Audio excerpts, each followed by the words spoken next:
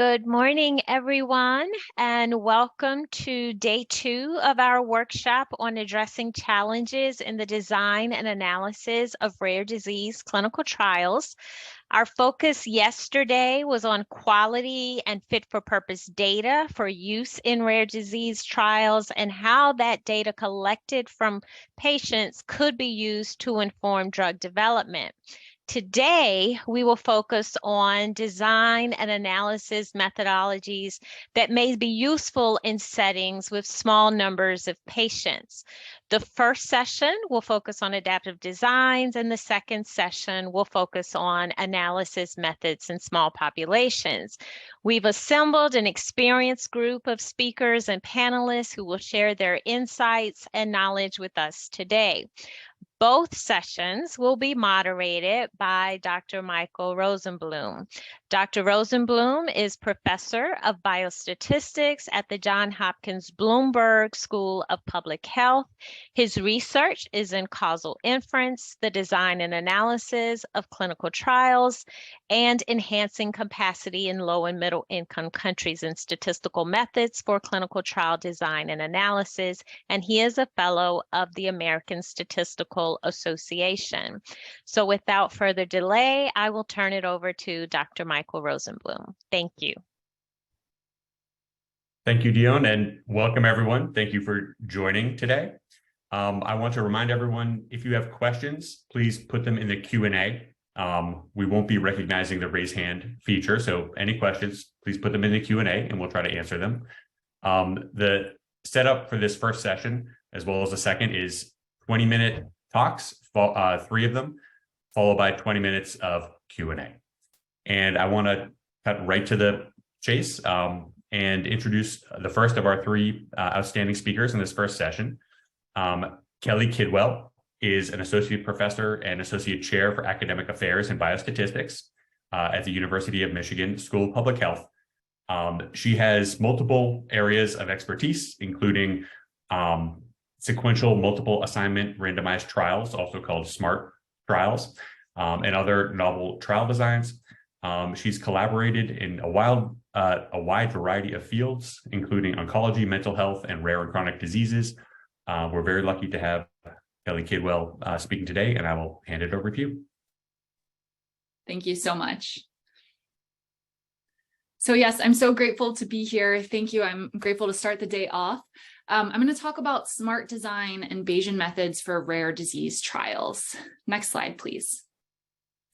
As many of you already know, the challenges in rare disease research, I won't spend too long on this. Quite obviously, the small number of patients make this very difficult to come up with robust conclusions. And sometimes when we're interested in especially binary endpoints, success, failure, response, non-response, there's even a smaller number of those endpoint events. Something else that is really notable is that because of the small number of patients, it's quite challenging to run separate dose finding trials along with additional separate confirmatory trials. So trying to think of designs in which those can be combined is really important in this area. And then it's also very difficult to meet sort of those standard frequentist benchmarks like 80% power and 5% two-sided type 1 error that we generally think of being somewhat, almost necessary or expected in clinical trials. Next slide, please. So there's a clear need for clinical trial innovation, both on the design side and also in the analytic aspect. So in the design side, we want a trial that is of minimal size, but will still provide robust evidence. We also would like the design that we know it's not necessary that the patients are going to do very well in the trial, right? It's more for the future benefit. However, in order to get patients interested, recruited, and retained in the trial, we'd like to have some sort of benefit for participants. So maximize the chance of receiving therapy and minimize the number of individuals receiving placebo or standard of care. It'd also be great for design to consider more than one dose of treatment and confirm its efficacy. On the analytics side, we'd like to provide estimates of the treatment effect with clinical interpretability, and if possible, incorporate external data such as natural history studies, registries, previous trials, expert opinion, and formalize the content of that. The Complex Innovative Design program, particularly thinking about Bayesian design and analysis, has really kind of allowed us to think more innovatively about clinical trial design, especially in small samples and rare diseases. Next slide, please. So a lot of my work, this kind of started about 7 years ago when we were discussing this trial in isolated skin vasculitis, a rare disease. This is the first SN SMART. We call it the small sample SMART that's in the field.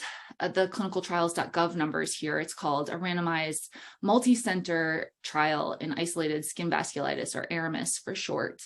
And it looks like this. So the physicians were using multiple treatments. However, they didn't know which one was really better. So this is a comparative effectiveness study where we have treatments A versus B versus C.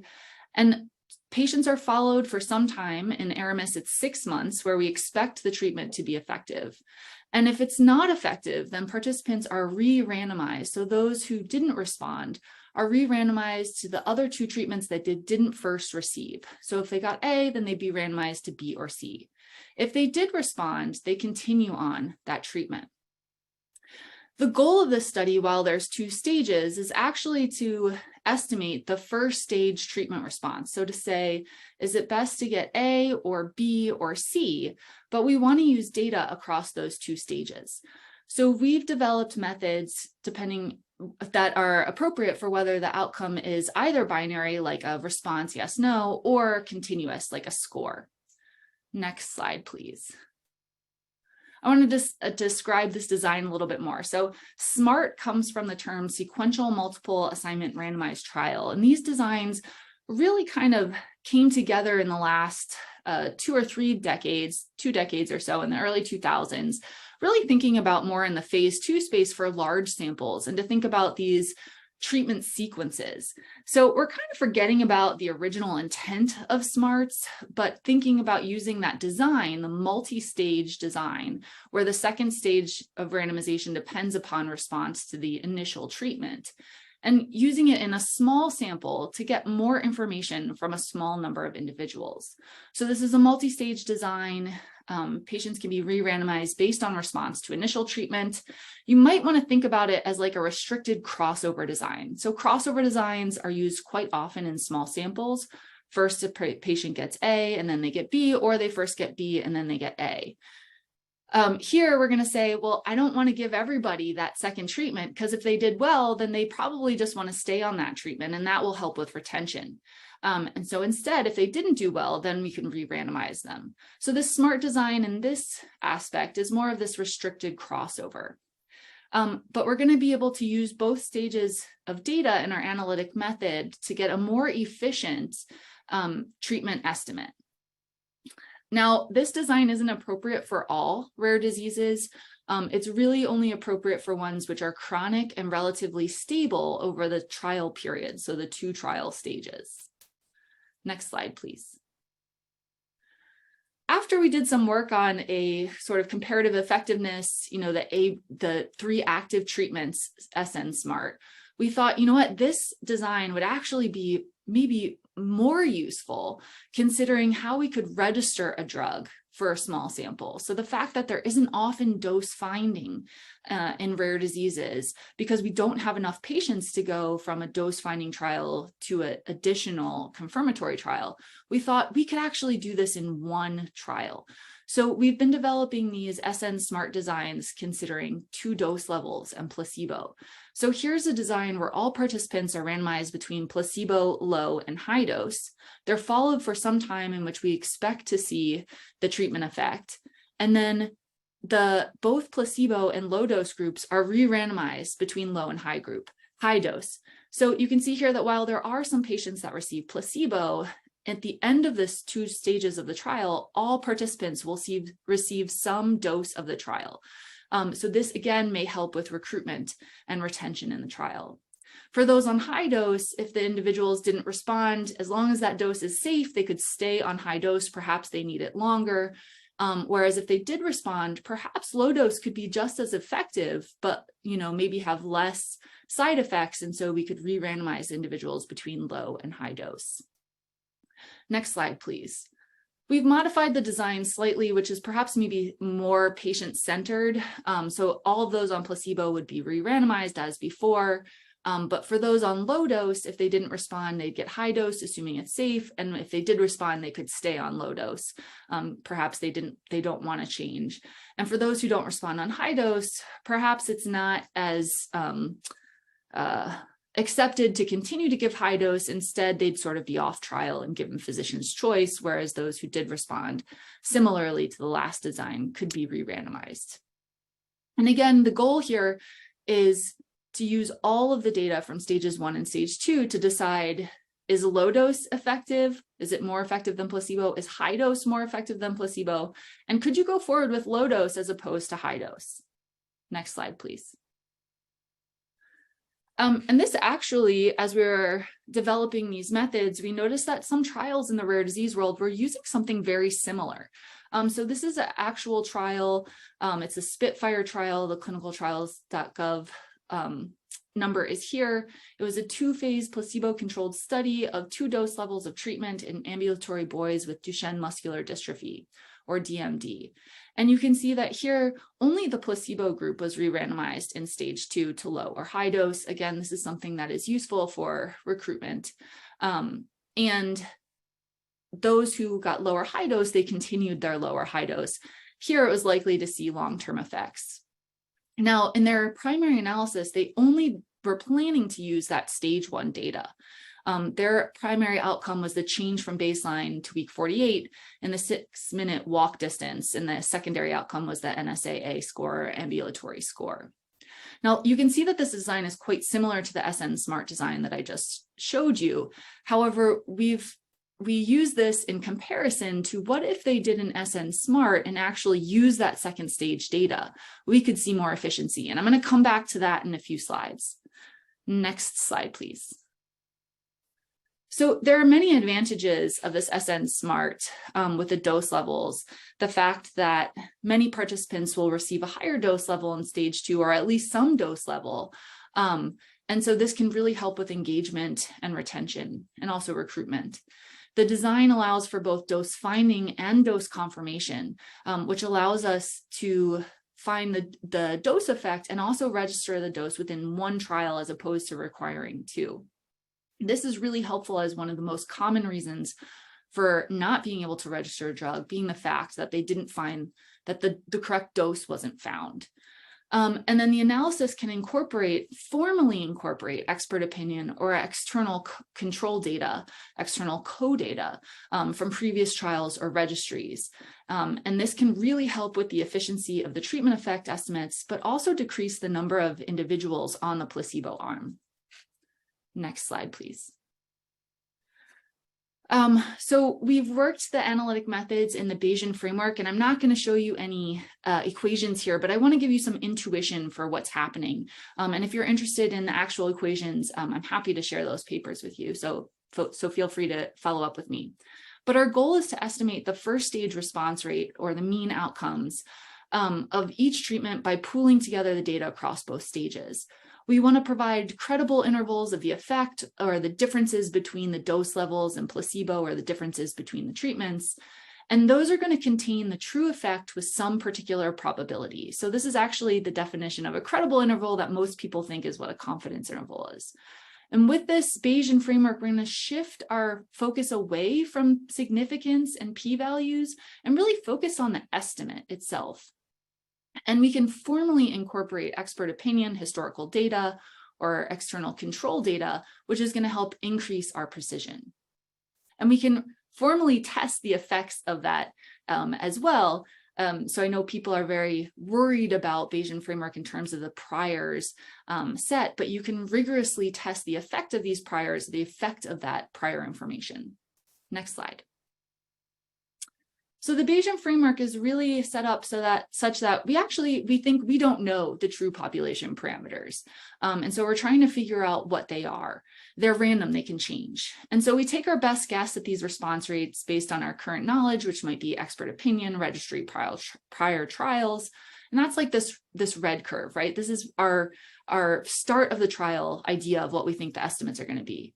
Then we collect data to observe the response rates in the trial. And so that's going to be the data that we see, or that distribution of the effect that we see in this blue curve, the likelihood. And then we combine the prior information with our likelihood, and we get this purple curve, the purple distribution, right, which is now our updated estimates of the response rates, or our posterior distribution. Next slide. So these prior distributions can be informed by clinical investigators or historical data, and we do want them to be slightly informative. However, we don't want them to overtake the data in the trial. So we only want them to be a few people's worth of information. So for example, say we plan on having 60 individuals in our trial, our prior distributions might be worth of the strength of 2 or 3 individuals. So not remotely going to take over the amount of information coming in from the trial. We also can use what's called a mixture approach, which says, well, we can have some informative prior, but we can combine that with a non-informative prior. If we're worried about the effect of that prior being overly informative, then let's combine it with a non-informative prior and see how that affects our results. And like I said, we can really test the sensitivity of our results given different prior distributions to make sure that we're not being overly informative. Then for our Bayesian analysis approach, we call it a Bayesian joint stage model. We model the first stage simply, then we model the second stage data conditional on the outcome, whether they responded or not. And we basically, what we try to do is link the first stage response rate to the second stage response rate via these what we call linkage parameters. And this induces some within patient correlation and says, well, we know the second stage outcome isn't as good as the first stage outcome if we're estimating the first stage outcome, because they already responded or didn't respond. So we want to basically, kind of discount that data in some way, but we also want to be able to use it because it's still very helpful in getting these treatment effect estimates. Next slide. It's obviously, if we're going to incorporate external data, it's very important to have a careful choice of this control data. So there's some criteria, the Pocock criteria, to assess the similarity between external controls and trial data that include trying to make things similar across inclusion-exclusion criteria, endpoint definition, control treatment, distribution of demographic data, et cetera. And something important, as I've mentioned already, is that we want the number of external control patients, or as I mentioned for the prior, we also want the number of external control patients, or really the effective sample size of this prior information or this external control data, not to exceed the number of controls on our trial. But what's really advantageous about incorporating this data is that we can then lower the number of participants on the placebo arm, which makes this trial it makes the recruitment perhaps a bit easier for an SN Smarter trial that includes a placebo arm in rare diseases. Next slide, thank you. Now, go back one. Our models do have some assumptions. So right now we don't incorporate patient or disease characteristics or covariates into the model. We often make these simplifying assumptions about the parameters that link the first stage and second stage outcomes together. We do assume that there's some sort of washout period or no carryover effect between the first and the second stages. So much like a crossover trial. Right now, we're only working with one endpoint of interest, and we also assume no to low missing data. However, we're working on extensions to all of these assumptions.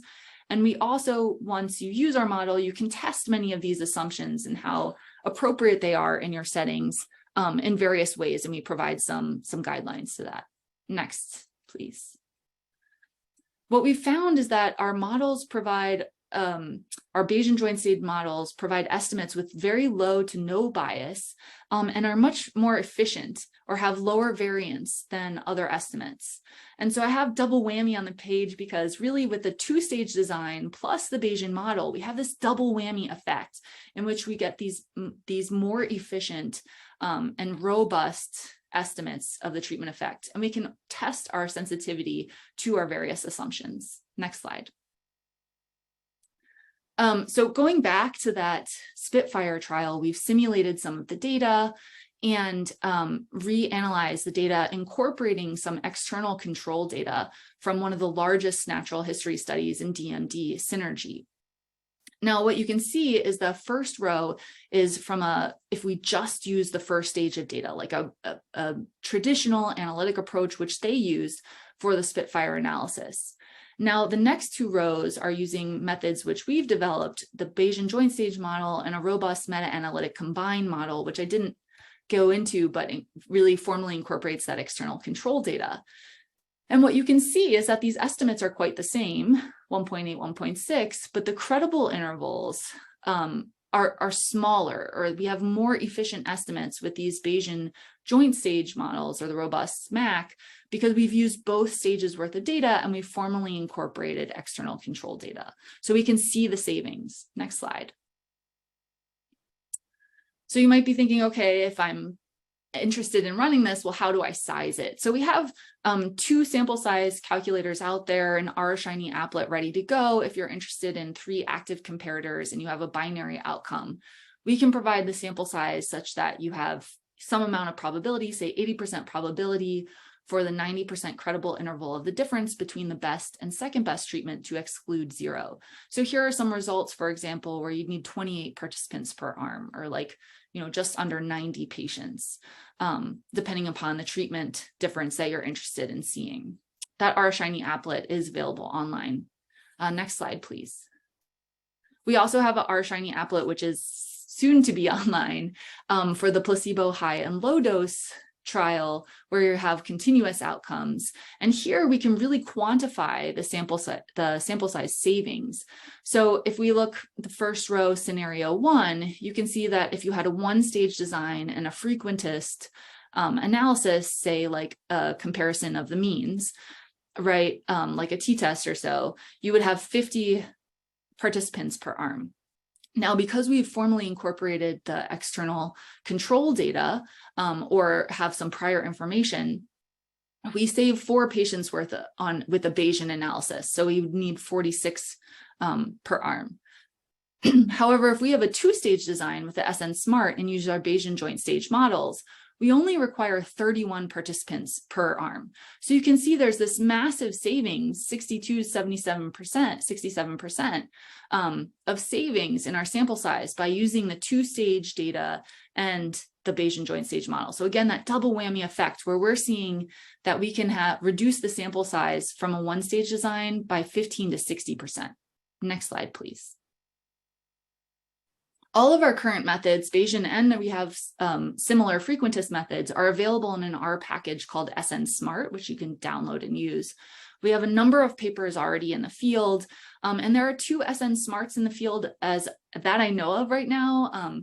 There may be one or more additional ones, but Aramis was sort of our initial motivating, and then there is a more recent one called Mystic, which was has just been written about, the protocol paper, and is in the field. Next slide, please. So in summary, the SNSMART design and Bayesian joint stage models fit under this complex innovative design program for comparative effectiveness, but also for confirmatory dose finding and confirmatory drug comparison.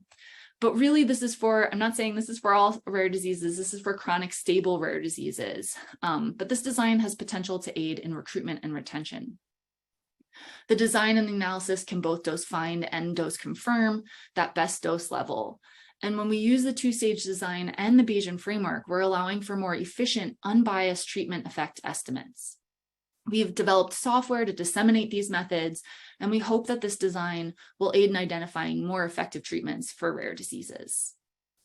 Next slide. I just want to acknowledge some of the people that helped with this work, some of those pictured in this picture here, and also through contracts with PCORI and also the FDA.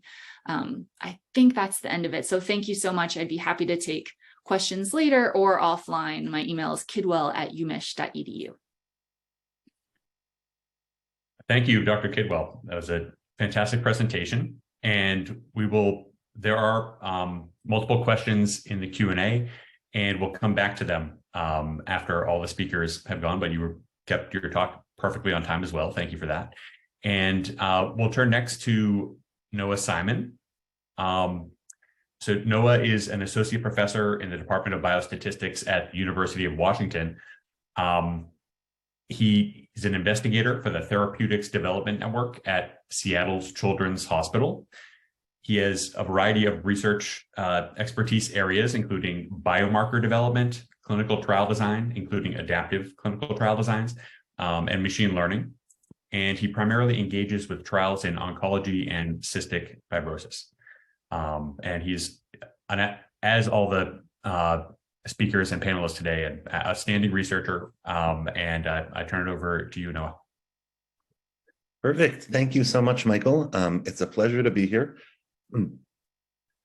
Yeah, so I'm going to be talking about adaptive enrichment designs, and we'll get into that in a little bit. I think there are some real challenges in employing those in rare disease settings, but I also think some real opportunities. And I guess, I like to work on machine learning. We're not going to talk about machine learning here. We're not going to be talking about anything too fancy, I think, because we're going to be very limited in the number of people we can engage with in these settings. So, all right, next slide. And I wanted to give a shout out to a certain Richard Simon, who I've chatted with a lot about these ideas. And that's a fairly recent picture of him. All right, next slide.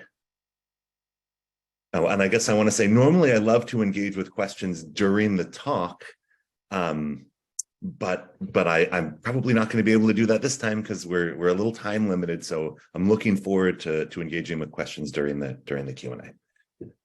So I think, in many diseases and in rare diseases a lot as well, rather than engaging with sort of general purpose treatments that target maybe every person with the disease, we often are engaging with very targeted treatments that may only target a subset of people with the disease. So, I guess something that we might call one disease could actually be a heterogeneous collection with a similar phenotype, but different mechanistic causes and maybe slightly different phenotypes that, again, are very similar. And so, again, our new treatment might only target one of those mechanistic causes, one type of dysregulation. And often we have some idea of which patients suffer from that dysfunction versus, have a disease caused by another, but we don't have a perfect characterization of essentially which patients we think will benefit from our new treatment, which subset of patients who have the disease will benefit from our new treatment versus which subset maybe have a slightly different dysregulation before we start our phase 3 trial, before we start our pivotal trial. And so the idea is, when we have that uncertainty, what do we do moving forward? And we'll talk about how adaptive enrichment is one class of designs we might use. All right. So, can we move forward? Sorry, I keep thinking I'm moving the slides forward, forgetting that someone else is actually helping with that. So what might you do? So I guess classically you might say, well, we don't really know who's going to benefit from new treatments, so let's just enroll everyone with the disease. Or you might say, oh, here's our best guess. So rather than just enrolling everyone, let's enroll our best guess of the subset of people who we think will benefit from the disease. So the first is, I'm going to call an all-comers design, and the second is what's called an enrichment design. And generally you need some rationale for why you're not going to enroll a subset of patients with the disease, but it's often very hard as you enter a phase 3 trial to identify exactly who you should be enrolling. Next slide.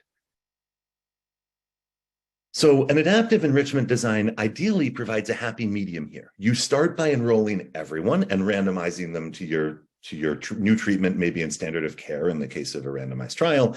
And as people progress through the trial, assuming you can measure at least some short-term endpoint, you can start to identify, based on one or more covariates you have measured, generally at baseline, who you think will or is benefiting from treatment and who is not.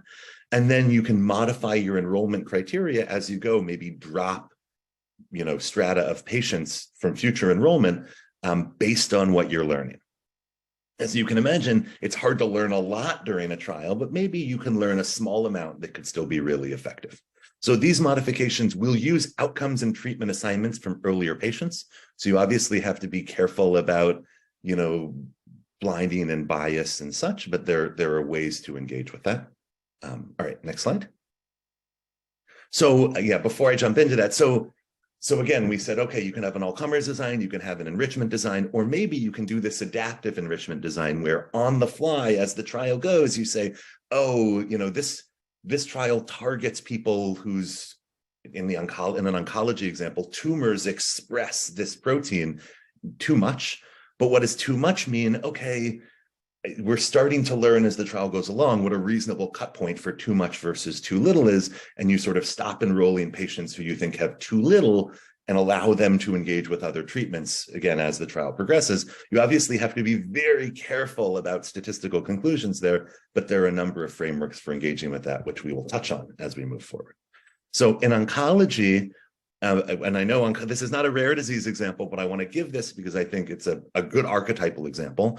So there are exciting new immuno-oncology therapies that target basically expression of this PD-1 or its ligand PD-L1. And again, we basically know that this should work in tumors or tumor microenvironments that have high expression of either PD-1 or its ligand. And we have observed that. We've observed that the efficacy of treatment increases as that expression increases, but it may be effective even in relatively low expressors. And so the question is, what do you do when you run a trial? And it's become increasingly common to engage with trials where sort of on the fly, we try to identify that cut point and initially allow fairly low expressors to join the trial and slowly cut that off. Next slide, please. Another example where it wasn't used, but it could have been used, and I would argue maybe should have, is another cancer treatment. Cetuximab is a treatment widely available and used that targets the epidermal growth factor receptor protein on cancers. And the original pivotal trial in colorectal cancer was an all-comers design and didn't initially find significance for this drug being effective at treating that cancer. When they looked back, did a retrospective analysis, they actually identified it wasn't the amount of expression of EGFR on the tumor that was most important, which they sort of hypothesized initially. It was whether or not that was the pathway by which the cancer was acting or not. So there was actually this mutation, this KRAS mutation, and what you needed was for this mutation not to happen in order for cetuximab to work. And so again, we were able to look sort of retrospectively, reanalyze, and get very strong evidence that treatment was effective in KRAS wild type patients. But maybe things could have been done more cleanly, or there was some chance we were going to miss this. So maybe initially we could have said, okay, let's look at EGFR expression and KRAS mutation status when we jump into this trial and think about modifying enrollment as the trial moves on based on who appear to be benefiting from new treatment over standard of care. Next slide. So in all of these cases, there was a clear molecular target, but before the trial was run, it was hard to identify exactly who the right subgroup of patients was, either because we weren't sure what the cut point was, or because we had maybe two covariates that we thought could be involved in who benefited from treatment. So I would say these are prime choices for adaptive enrichment. We don't want a zillion features. We don't want someone to say, well, we have expression of 20,000 genes measured on the tumor, and we think any of them could be informative, because you can't really learn that during one trial and evaluate the efficacy of treatment at the same time. You're asking for trouble there. So you want a handful of features that you think have a priori strong scientific relevance. Maybe just one, and you need to find the cut point, which is pretty common. Next slide, please. All right, so we talked about some examples that are not maybe so appropriate for a rare disease forum. I also engage with cystic fibrosis, and here I'm going to talk about a sort of example in cystic fibrosis where one could think about applying these ideas that I think can map to a lot of other problems. So cystic fibrosis, as many of you probably know, is a genetic disease that results from dysfunction of the CFTR gene and protein. And there are a lot of different mutations in the gene that can cause various types of this dysfunction that are all sort of termed cystic fibrosis. And there are some of these mutations that are very common, and there are some that are much more rare, right? And sometimes they mechanistically might have very similar effects, although maybe not identical effects. And in terms of developing treatments, often treatments are developed for like those classes of dysfunction. And for common mutations, you know, we can often identify, okay, here's the dysfunction, and we can actually evaluate the effective treatment in patients, in people who have that mutation, that dysfunction. For rare variants, it can be much harder. We maybe don't have enough patients to actually just enroll patients with that mutation. So again, there's this new class of treatments, these modulator therapies that provide like essentially replacement for those mechanistic dysfunctions that we see. And these modulators have been extremely successful. I mean, this is like a real success story in medicine in general and in the rare disease setting. All right, next slide, please. So there's growing evidence that these modulators, in particular, this triple combination therapy called Trikafta, which is essentially the most recently approved modulator, in addition to working for particular common variants that were tested in the main sort of pivotal trial for approval, that they also work in some of these more rare mutations. So given a rare mutation, you can actually run an in vitro screen to sort of look for how well, say, Trikafta we believe it will work. You can basically create, take cells that shouldn't express CFTR protein. You can treat them so that they actually do express a mutated version of CFTR protein, and then you can treat that with Trikafta and leave it untreated, and then look at something like conductance. And conductance gets messed up generally when you have that mutation, and see if conductance is fixed. So this is a screen by which we can say, okay, does treatment work, not in a human, but sort of in this in vitro, very, very fixed setting, and you get a continuous measure of activity. And there's strong reason to believe that an increased value of that measure should result in an increased clinical outcome.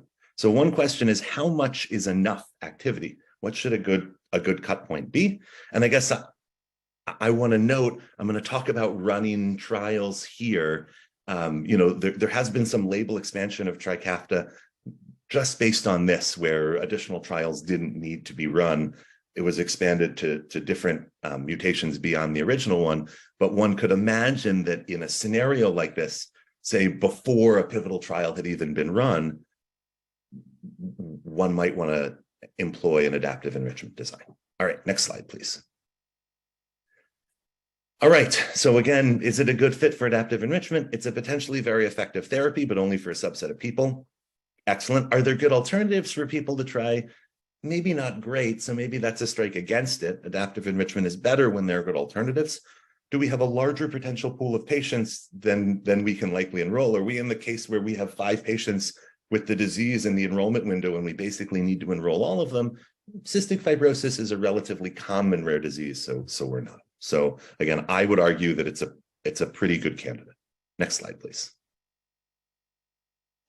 So I generated simulations roughly based on values observed in the pivotal trial of Trikafta. This was in people who had at least one allele of this quite common variant F508del, for which we know Trikafta, where we had hypothesized Trikafta should be effective.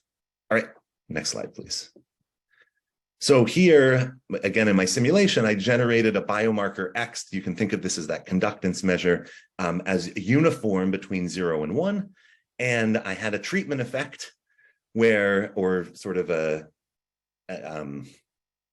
you can imagine we measured in cystic fibrosis, the outcome is this continuous measure of lung function, which we measure at the beginning of the trial and at the end. And I'm going to sort of evaluate average improvement. That's commonly what's evaluated between the beginning and the end. And here for standard of care, regardless of biomarker value, I'm imagining you have no average improvement, where for Trikafta, in this case, for biomarker values here, I'm saying above 0.5, but I vary this in the simulation setting.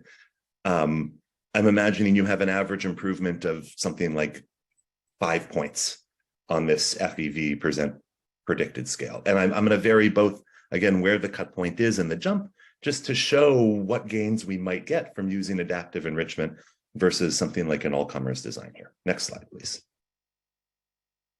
So in these simulations, we have 60 patients who we've randomized 30-30 to new treatment and control. And I've run an adaptive enrichment design where I have 2 blocks of 30 patients randomized 15-15. In the first block, I include everyone. In the second block, I sort of try to identify what that cut point is and then restrict enrollment to only those with a biomarker value above that cut point. And I use a hypothesis test that combines the p-values from block 1 and block 2, and I give a citation for that at the end. Next slide. And what do we see here? So in this case, all right, to explain this, we have 3 panels. On the left, I'm imagining that that 30% of people benefit from new treatment over standard of care. So that cut point is actually at 0.7. In the center, 50% of people should benefit from new treatment over standard of care. And on the right, 70% of people should benefit from new treatment over standard of care. Here I have the actual effective treatment in those who benefit between 5 and 10. Sort of that's what the average change is for those patients. And on the y-axis, I have the power ranging from 0 to 100. And in the dotted line, I have the power of a simple non-adaptive design where I just enroll everyone. And here I have the power of an adaptive enrichment design where I identify who to roll after that first block. And maybe I could have also had an enrichment design where I just a priori choose a cut point, and that probably would have been a reasonable comparator as well. And here we basically just see, as one could sort of expect here, that we can get a large improvement, especially if only a small subset of patients truly benefit from treatment. We can identify those, and then in that second block of the trial, really only enroll those people. So again, in all of these cases, I mean, it's a little bit of a sort of a straw person scenario, right? It's set up such that adaptive enrichment will do well, and in fact, it does great, but I think this is a pretty realistic scenario we might see in practice. All right, next slide. So my takeaways here, we can have a large improvement in power, and we're likely not perfectly identifying that cut point, that threshold, and we're not perfectly saying nobody below this will benefit, but it gives us statistical evidence to justify the use of treatment in people with a large biomarker value. And, you know, this is a rare disease setting is a very hard setting to identify whether a treatment is effective or not. And so for these very effective treatments, I think identifying that the treatment does work in a subset of patients is a good goal. Although, again, there's discussion to be had with the FDA there. Next slide, please. So yeah, I guess I would say I'm going to jump into some discussion points, which I will likely run out of time for in a minute or two, but some points. I think we don't want to let the perfect be the enemy of the good. And so I've used an adaptive enrichment design formalism that doesn't like pre-specify subgroups and then test in them. I think that's great if you have 1,000 patients. I think in the case that you have 60 patients, you can't really do that. And so again, there is a hypothesis test that we're running. We get a p-value, but there's a little bit of subtlety there. And I'm happy to answer questions about that during Q&A online, or it's in one of the papers I cite. And I added a Yogi Berra quote that I think is definitely not a real quote, but I kind of like it. Next slide, please. Yeah, and so again, I think the statistics here is meant to support decision-making, but it's never going to give us guarantees. And here we have we're in the absence of perfect info, so we can't make perfect decisions, but hopefully we can make good ones. Next slide, please.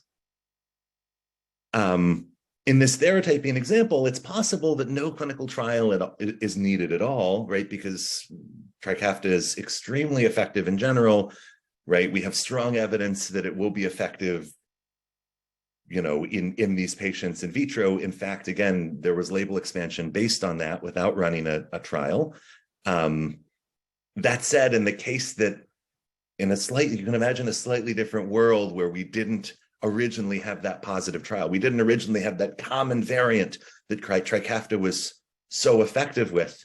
And instead everything was a rare variant. Then maybe when we run that first trial, we have to figure out where to threshold that assay. So we have that problem from the beginning, and then adaptive enrichment would be useful. Next slide, please.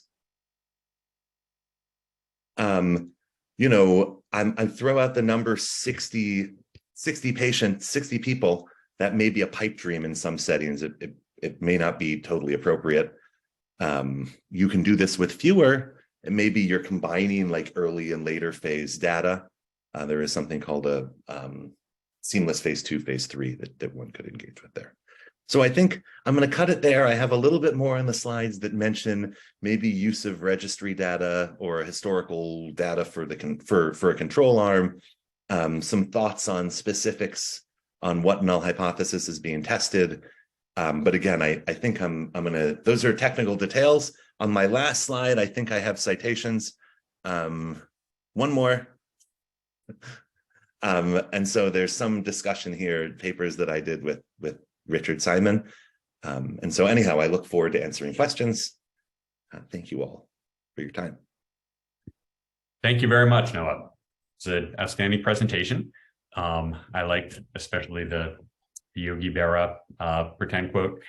And yeah, very good. And we'll turn and we will address questions at the end, and we'll have at least one FDA panelist responding to questions. But at this point, we're honored to have Dr. Nigel Stallard. He's a professor of medical statistics and deputy director of the clinical trials unit at Warwick Medical School in the UK. He's an editor-in-chief of the journal Statistics in Medicine. He has a wide range of research expertise, including statistical design and analysis of clinical trials. In particular, he's worked on optimal design for clinical trials in rare diseases and small populations, and on methodology for trials with interim analyses and adaptations, such as treatment or subgroup selection. We're lucky to have Dr. Stallard here presenting, and I will turn it over to you.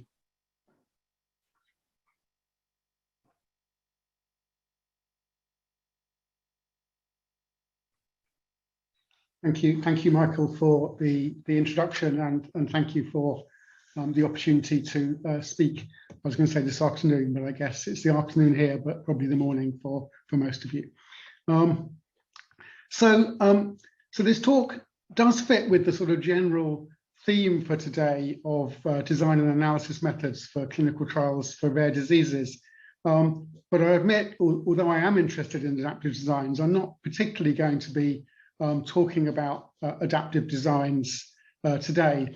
And in fact, this will be less of a talk about sort of methodological details or about a particular approach, and more of an overview, both an overview of current practice and also thinking about what we might do differently in terms of methodology for rare disease clinical trials. And I guess I mean kind of different in two ways, different to what we're doing currently, and also different to what we might do in non-rare disease settings.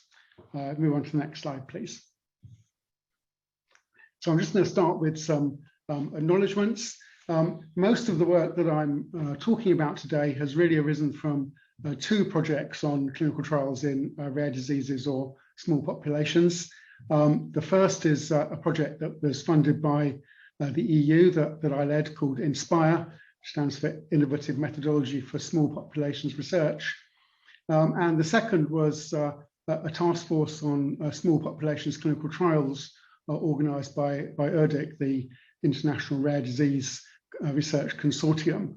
So in addition to acknowledging the EU funding, I should acknowledge the input from a number of colleagues on these two projects. I won't list them all, but there were numerous colleagues, including Simon Day and Tim Frieda, whose names appear at the bottom there. Nevertheless, I should say, of course, the views that I'm expressing are my own and not necessarily theirs or anyone else's. Move on to the next slide, please. So I want to sort of step back from some of the details of a particular trial design and really think about what it is that we're trying to do when we do clinical trials in rare diseases. So I'm going to start off with these three quotes from regulatory guidance that many of you may have seen. So the first two come from the EMA guidance, which of course applies in the European community and also is now adopted by the UK. So there are two quotes here.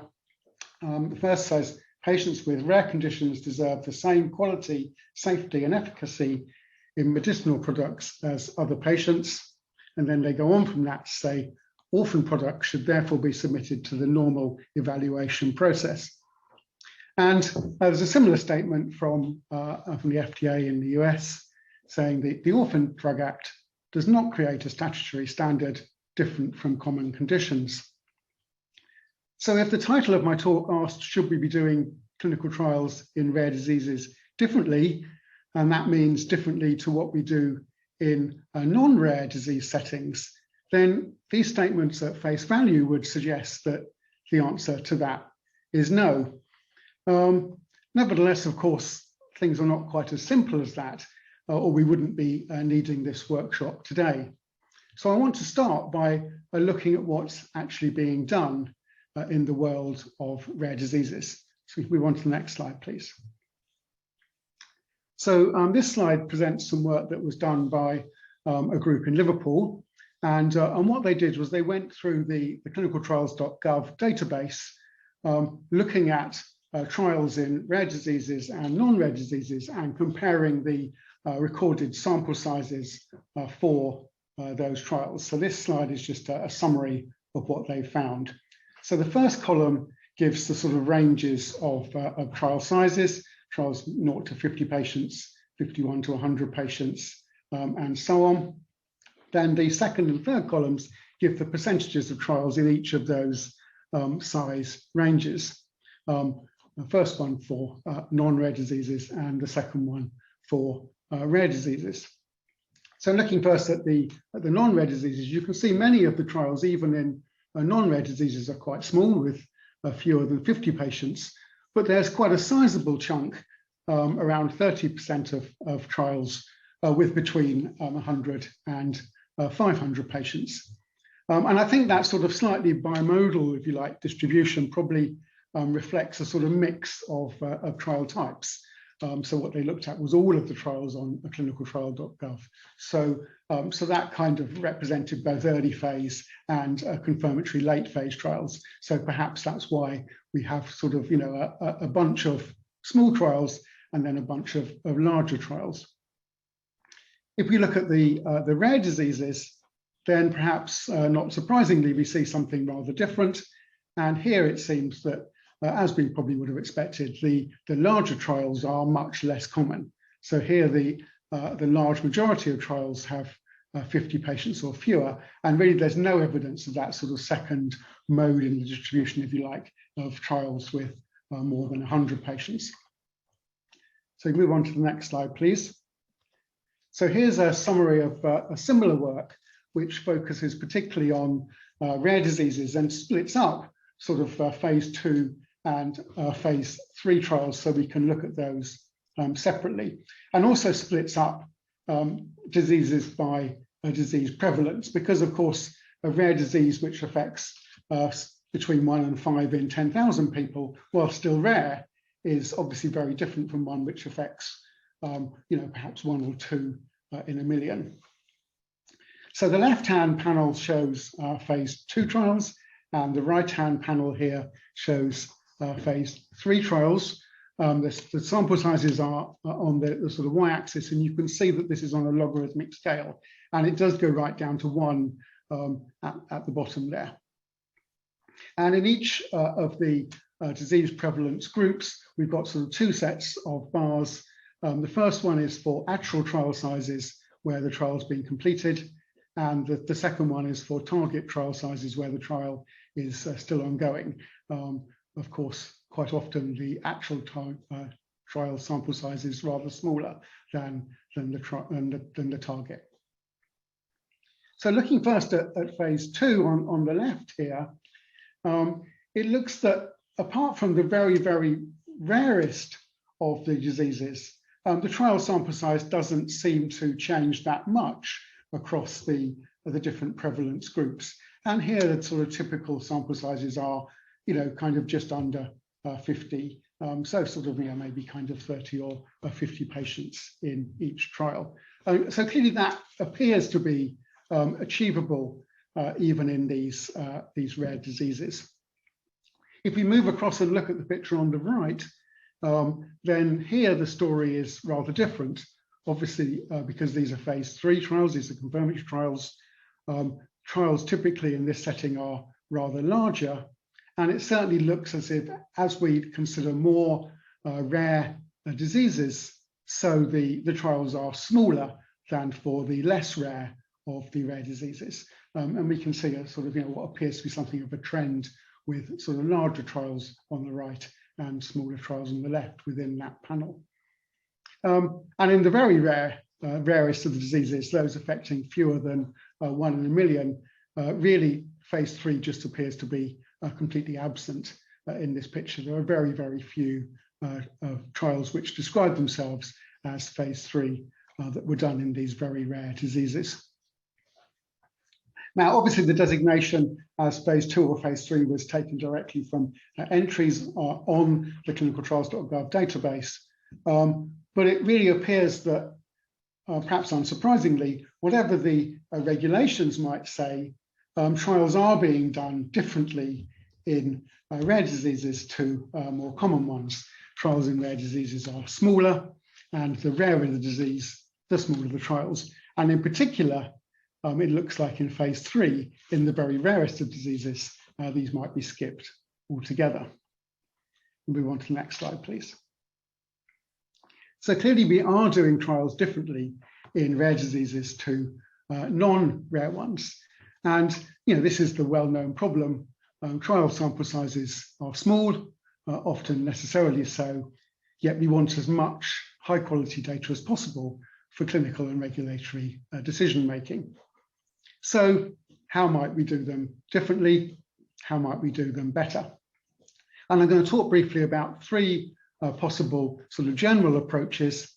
The first is to get more data. So assuming it's impossible to increase the sample size, and we nevertheless obtain more data for our analyses and our decision making somehow from the patients that we've got in our trial.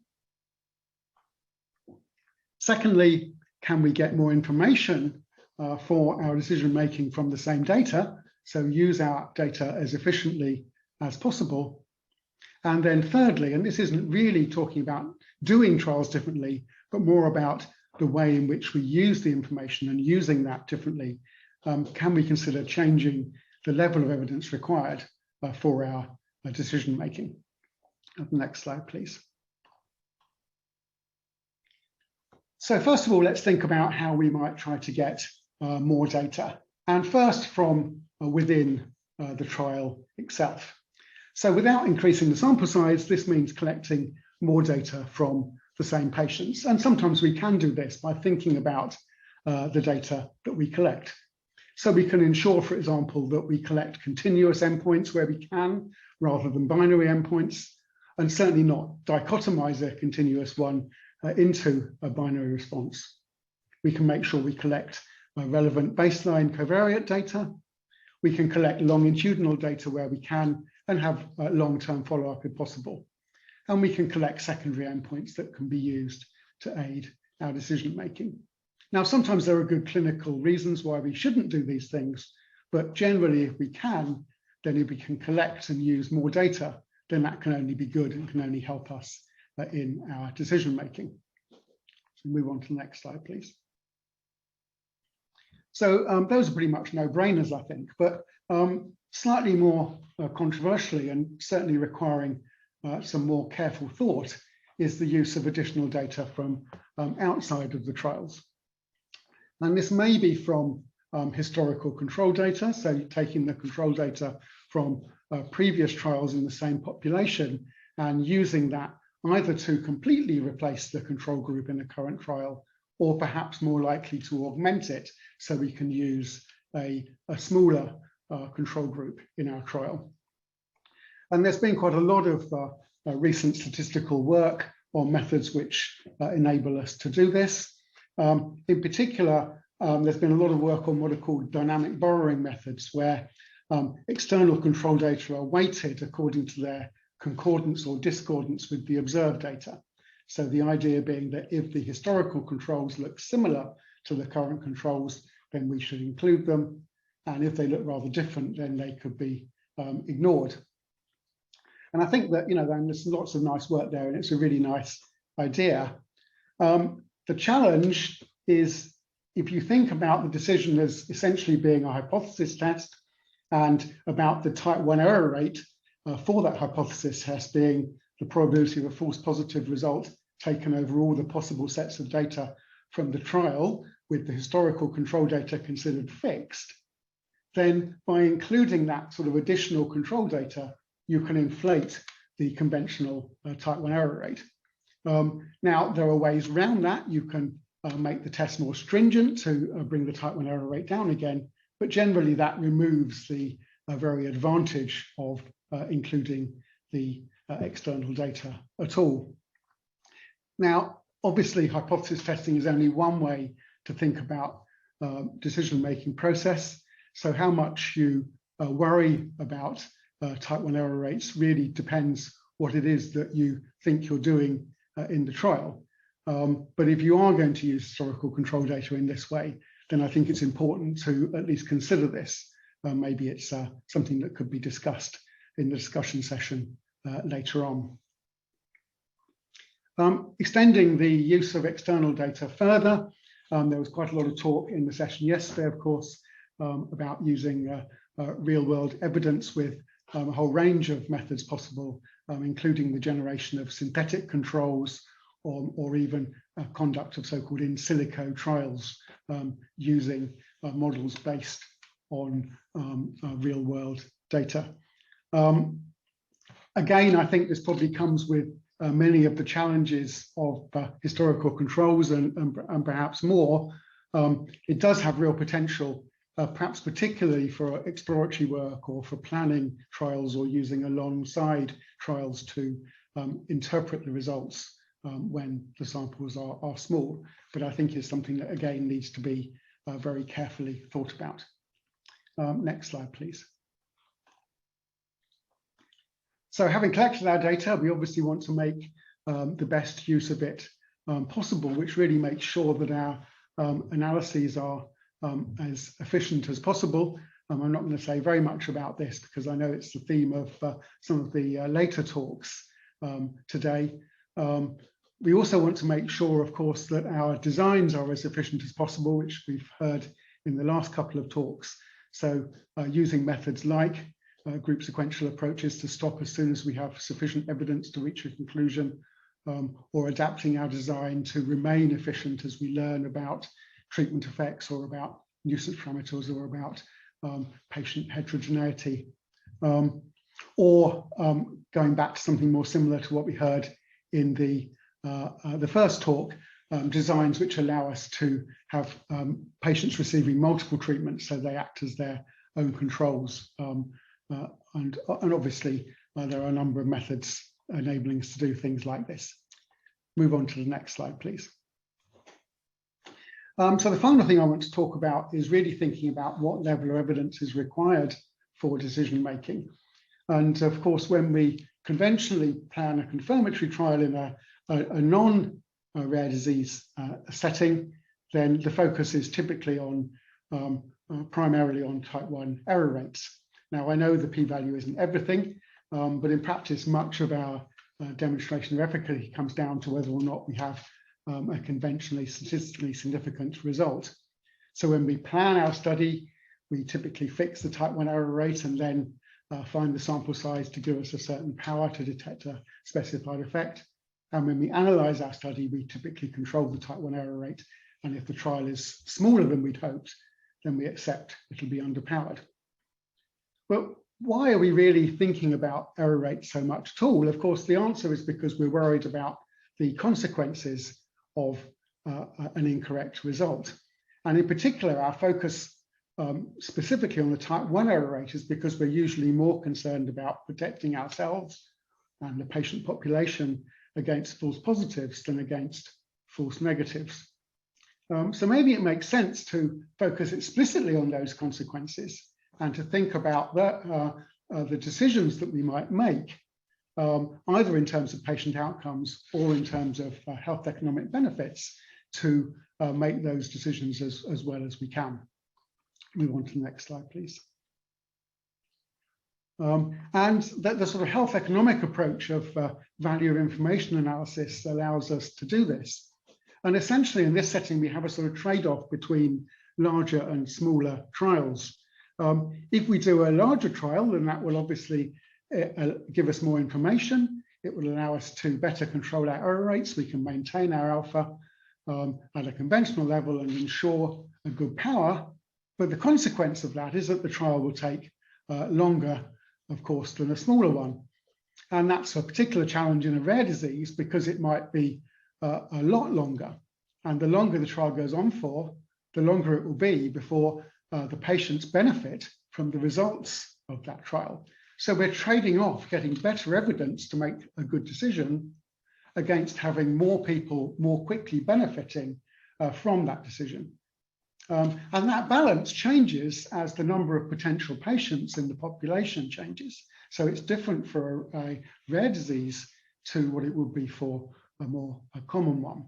And as the population gets smaller, so it becomes optimal to use a smaller size trial, and to achieve this, to use a larger type error rate than conventionally used. And as we've seen, this might be happening anyway. Trials are smaller, and some of the methods used probably don't control the type 1 error rate at conventional levels. So maybe we should consider this more explicitly to enable us to formalize these things rather than making these rather ad hoc decisions. Next slide, please. So the final slide, I'll just end with another quote from the EMA guideline here that says that no methods exist that are relevant to small studies, but are also applicable to larger studies. This is kind of true, of course, in many respects. The methodology for clinical trials in rare diseases is not that different to that for other diseases. But in rare diseases and small populations, the challenges are often greater as we seek to base decisions on small samples. So we somehow need to be more efficient, faster, and smarter. So we need to make sure that we do consider all information as much as we can, and that our designs are as efficient as possible, and that our decision making reflects the patient populations to try to ensure that they benefit from the clinical trials as much as they can. Thank you.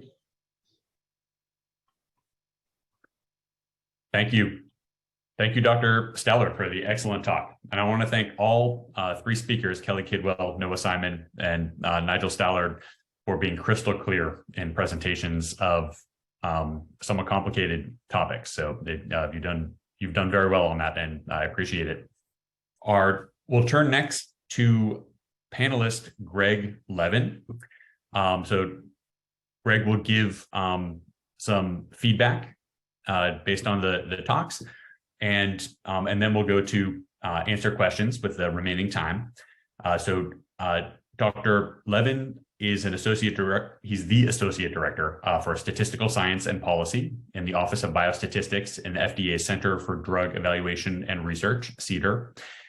He has experience supporting drug review across a wide range of therapeutic areas and has represented CDER on several policy and guidance working groups, including efforts related to adaptive design, master protocols, benefit risk, and the evaluation of effectiveness. And it's my pleasure to turn it over to Greg.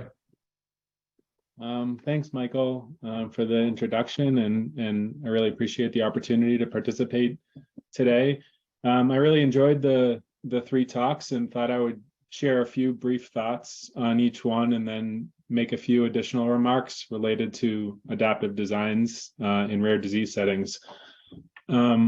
So first, Dr. Kidwell gave an interesting talk about smart designs. I like the ability to incorporate dose finding, which is often inappropriately skipped in rare disease settings.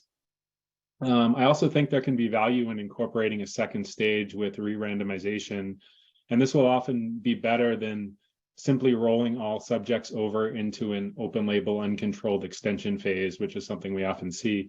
The re-randomization can provide data on relevant secondary clinical questions, things like she discussed, for example, to evaluate whether there's benefit in up titrating to a high dose in subjects who don't improve on a low dose. That being said, I also think there are some limitations to consider. Separate analyses of the second stage to answer secondary questions, that's always a good thing. But if the primary efficacy analysis seeks to formally incorporate the second stage data, then we need to rely on fairly strong assumptions about the stability of the disease and a lack of confounding and a lack of carryover effects.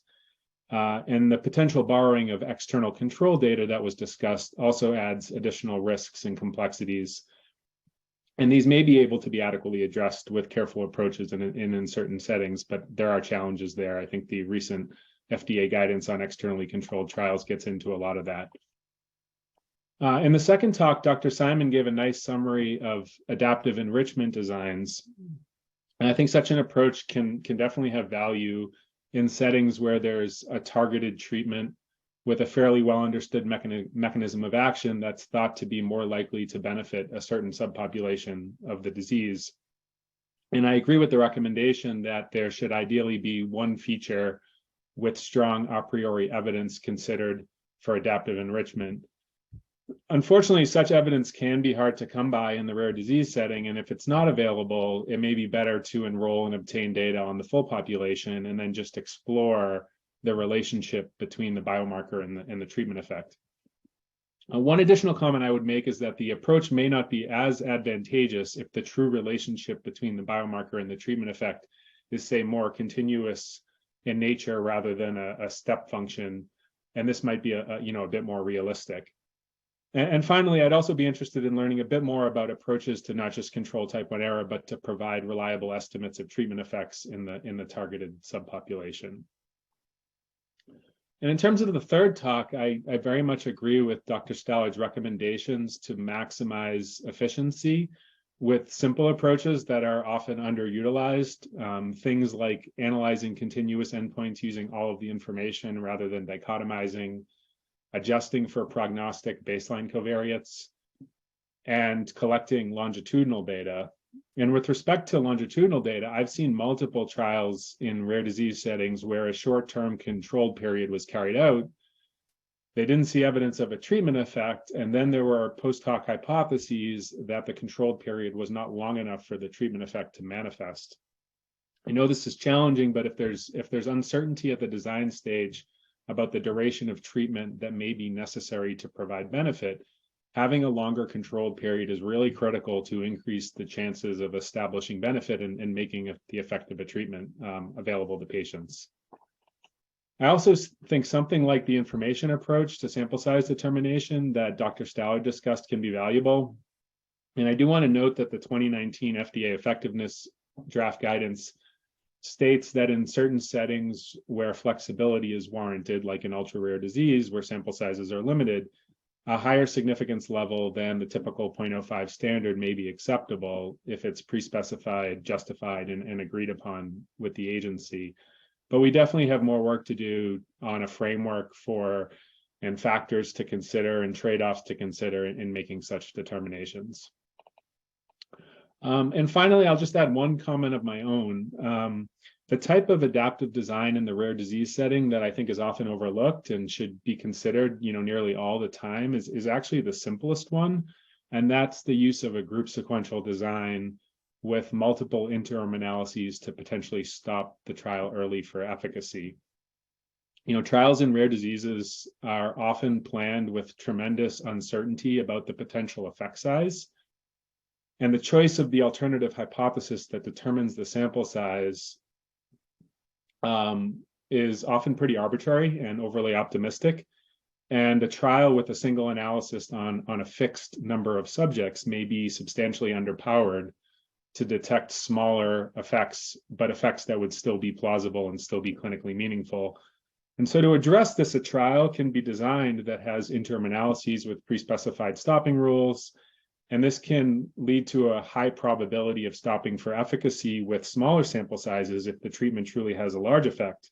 But it can also allow the trial to proceed to larger sample sizes and ensure reasonable power if the treatment truly has a more moderate effect size. Such an approach can also incorporate futility stopping so that more resources are invested only if the interim results are promising. So that's something I think that should definitely be considered more often. But I'll stop there. And thanks again for the opportunity to share some thoughts. Thank you, Dr. Levin. That's answered many of the questions so that I had and some of the participants have put into the Q&A and have submitted beforehand. So first, I'd like to thank all the speakers and panelists, Dr. Levin. And we'll now turn, we have 10 minutes, if I'm not mistaken, to answer questions that have been submitted. So if all the speakers could come open your video, great, fantastic. So I'll throw out questions, but feel free to jump in, anyone with answers. So one of the questions that came up most often, this is in the more than 100 submitted questions prior to the workshop, is when are single arm studies appropriate for regulatory decision making, specifically approval in rare diseases? So this is actually one of the live attendees submitted this as well. It's a tough question. I mean, that points towards Greg, and it's in some ways not a fair question because it's hard to say anything with generality. But nonetheless, I still wanted to toss that your way, but feel free to decline, of course. But that does seem to be on many people's minds, at least based on the questions that were submitted. Thanks, Michael. Yeah, it's a difficult question. I mean, I guess I would point people towards a recent FDA draft guidance on externally controlled trials, which typically have a single investigational arm, and then there is some sort of comparison, whether it's to patient level external data or whether you're in a setting where there's understanding of the disease process such that there's knowledge that the outcome would not improve in the absence of an effective treatment, whether that's an oncology situation where it's known that the tumor would not shrink and tumor shrinkage by a certain magnitude would be considered meaningful.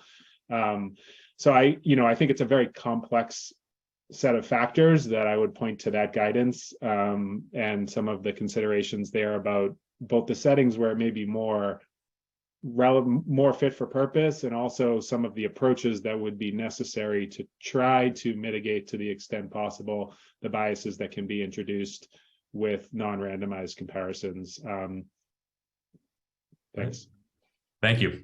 That's a very clear response. And I haven't read that draft guidance, so I'm going to read it myself after this.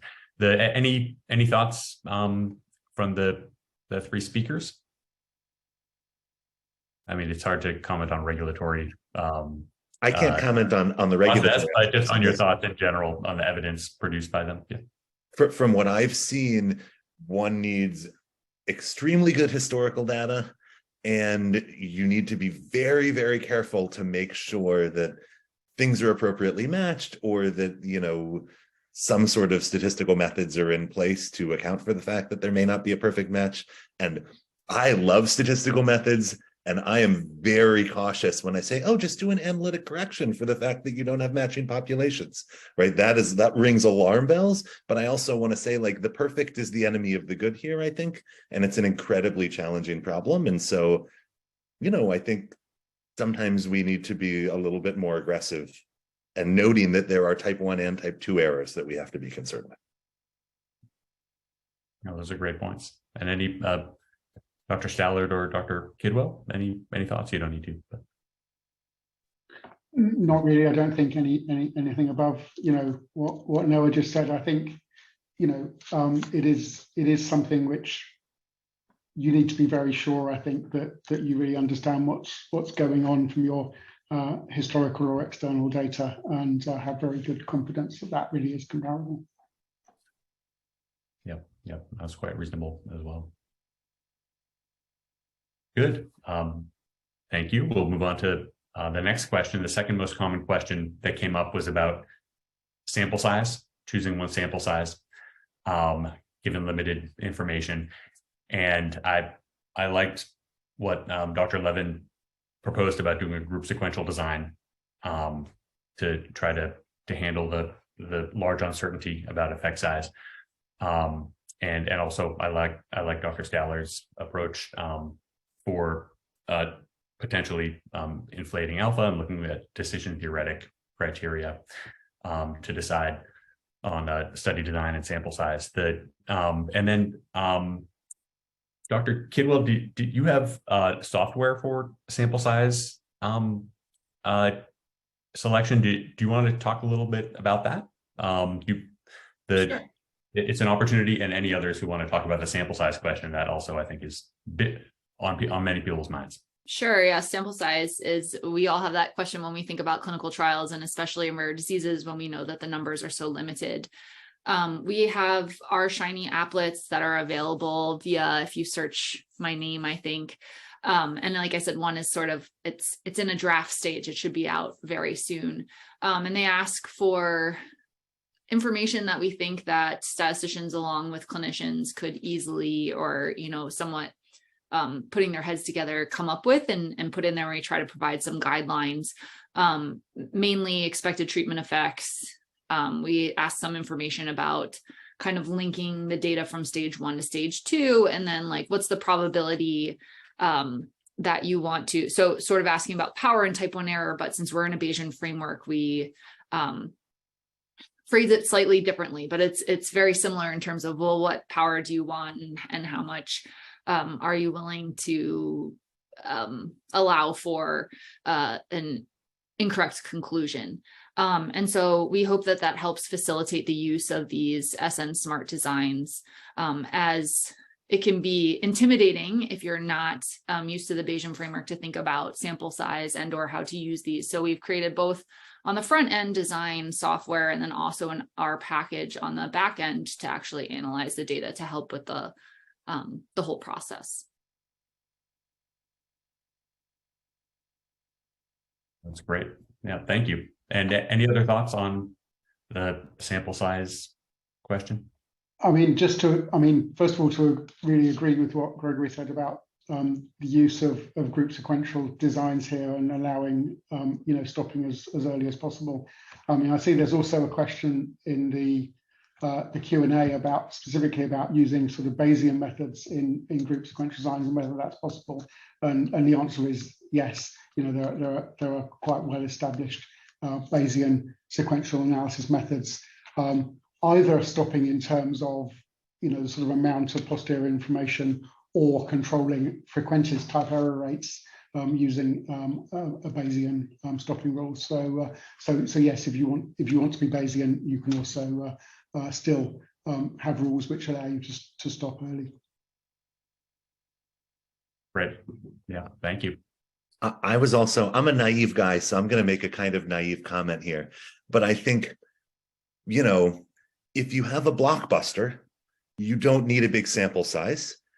And if you have something that's pretty incremental, at least my feeling from engaging with some of this stuff, and other people may feel totally differently, you may never have the sample size in a very rare disease. If it's a really small improvement to identify it, where in oncology, you could make those incremental advances because, you can enroll a lot of people in your trial. So I think, and this again, I think I definitely agree with Greg's statement. If you have a blockbuster and you can run a group sequential trial and maybe identify it very quickly, or maybe say, ooh, we thought it was a blockbuster, but it's not. And I know, of course, everyone wants a treatment that's a blockbuster, and we don't always have it. And this is where I like adaptive enrichment, because maybe it's a blockbuster in some subset of people. Now, you don't want to fish for that subset, right? You want to maybe be able to identify it beforehand. But I think there's obviously value in very carefully identifying what the sample size should be, but it seems like you do need a lot of flexibility there, and maybe to go in noting that you're likely going to only find blockbusters in some of these cases.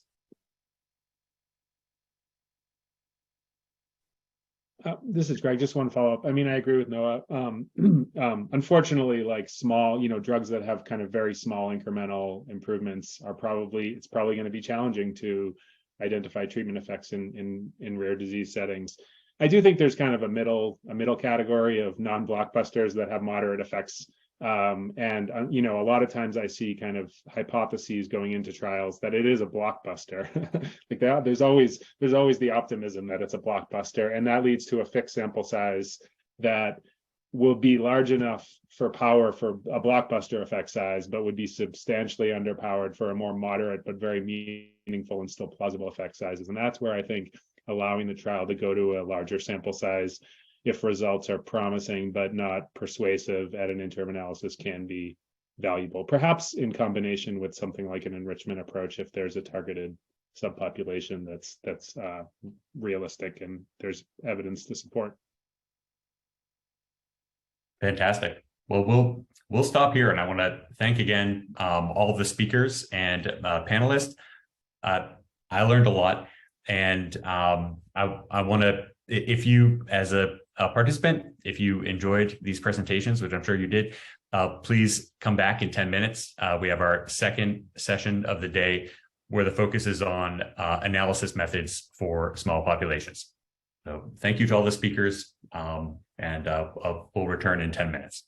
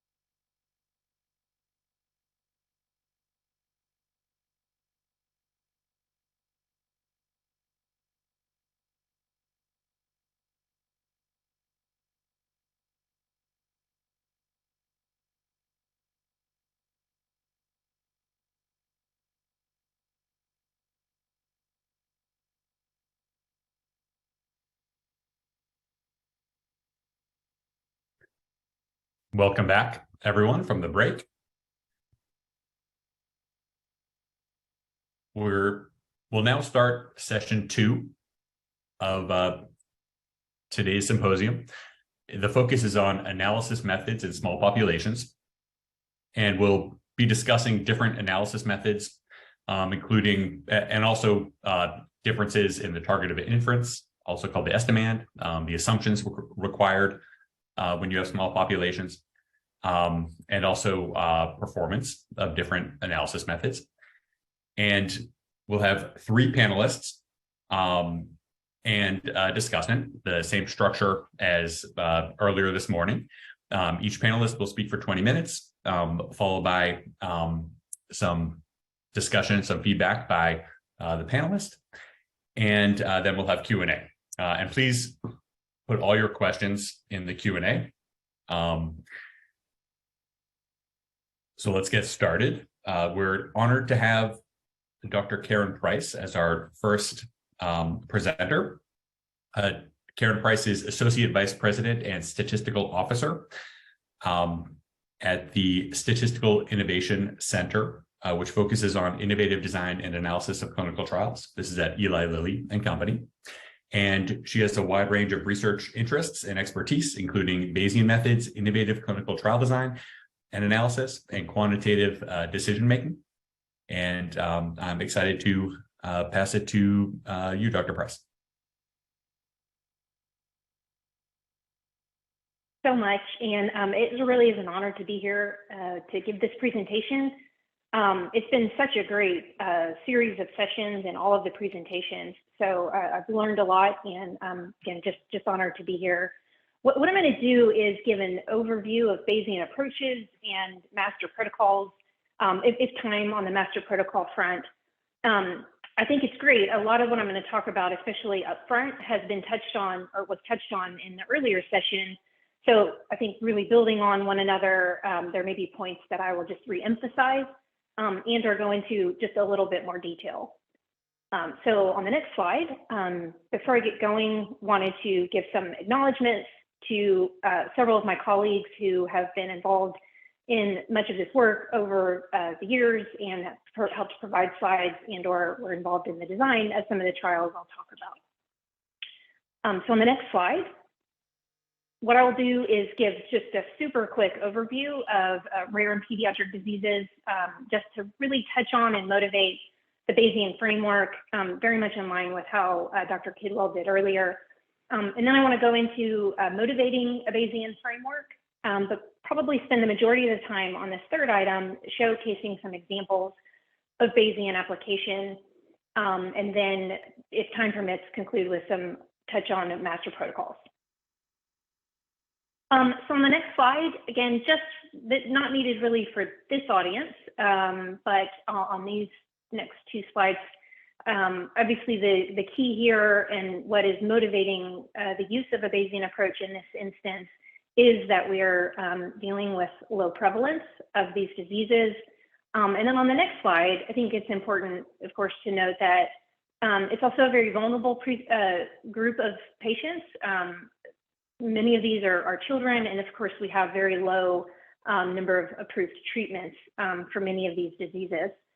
And so we're definitely motivated. It's incumbent on us to use all that we can from this data to really squeeze everything that we can from this really valuable data, whether it's external or internal to an ongoing trial, so that we can make better decisions and get these compounds to these patients as quickly as possible.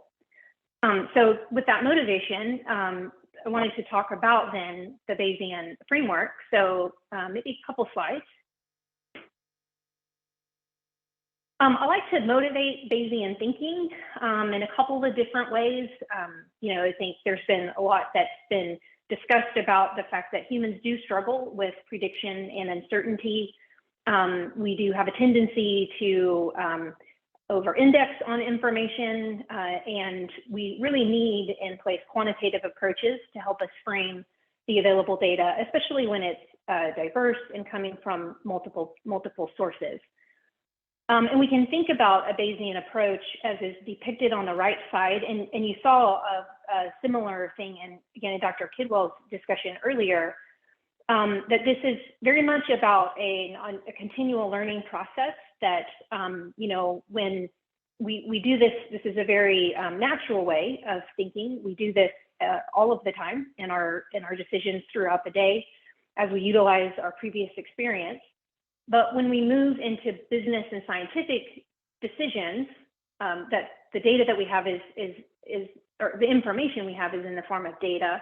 And so we need a platform to synthesize that information. Bayesian methods will provide that. So we have what we knew, and again, that's the prior distribution, what we see, and that's our likelihood. And then what we now know is our posterior distribution, and that's going to continually be updated. On the next slide, then we can get a little bit more motivation on this as we talk about, and you'll hear throughout my discussion today. It's very much about iterating upon the science and allowing a continual learning process. So today's posterior is tomorrow's prior. When the facts change, I change my mind. So this is, again, a very natural way of thinking and updating the science. It provides rigorous integration of what we know already within the analysis of new data so that we can shed light on what we don't know. And I think one of the things I really wanted to emphasize here is the transparent nature of a Bayesian approach. So whenever we look at data and we're analyzing it, we do bring to the table our previous experience, and that is weighing in to how we are thinking about that specific decision. But a lot of that then is done without awareness to others who are also viewing that data.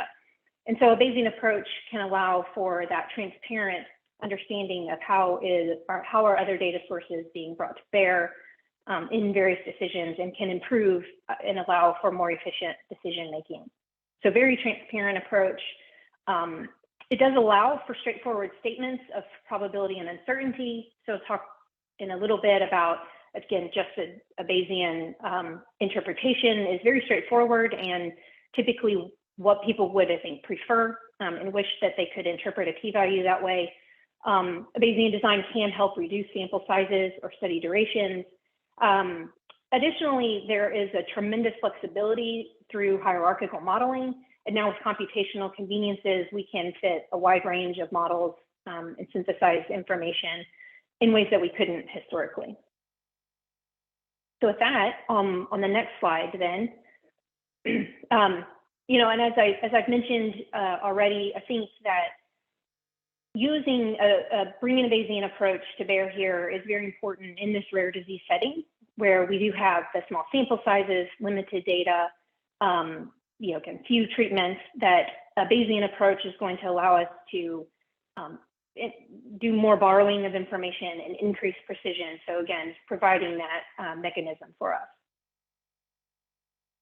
So with that motivation, I wanted to move into then on the next slide, maybe one more, going into a little more detail. Again, some of this you heard in the earlier session. So let me maybe just talk about it in a little bit more detail. And I wanted to show some examples because I think it's important that we, you know, leaving here understanding that it isn't a scary thing, that it isn't a black box, but that it, you know, that you can have an understanding of how does this borrowing impact inferences.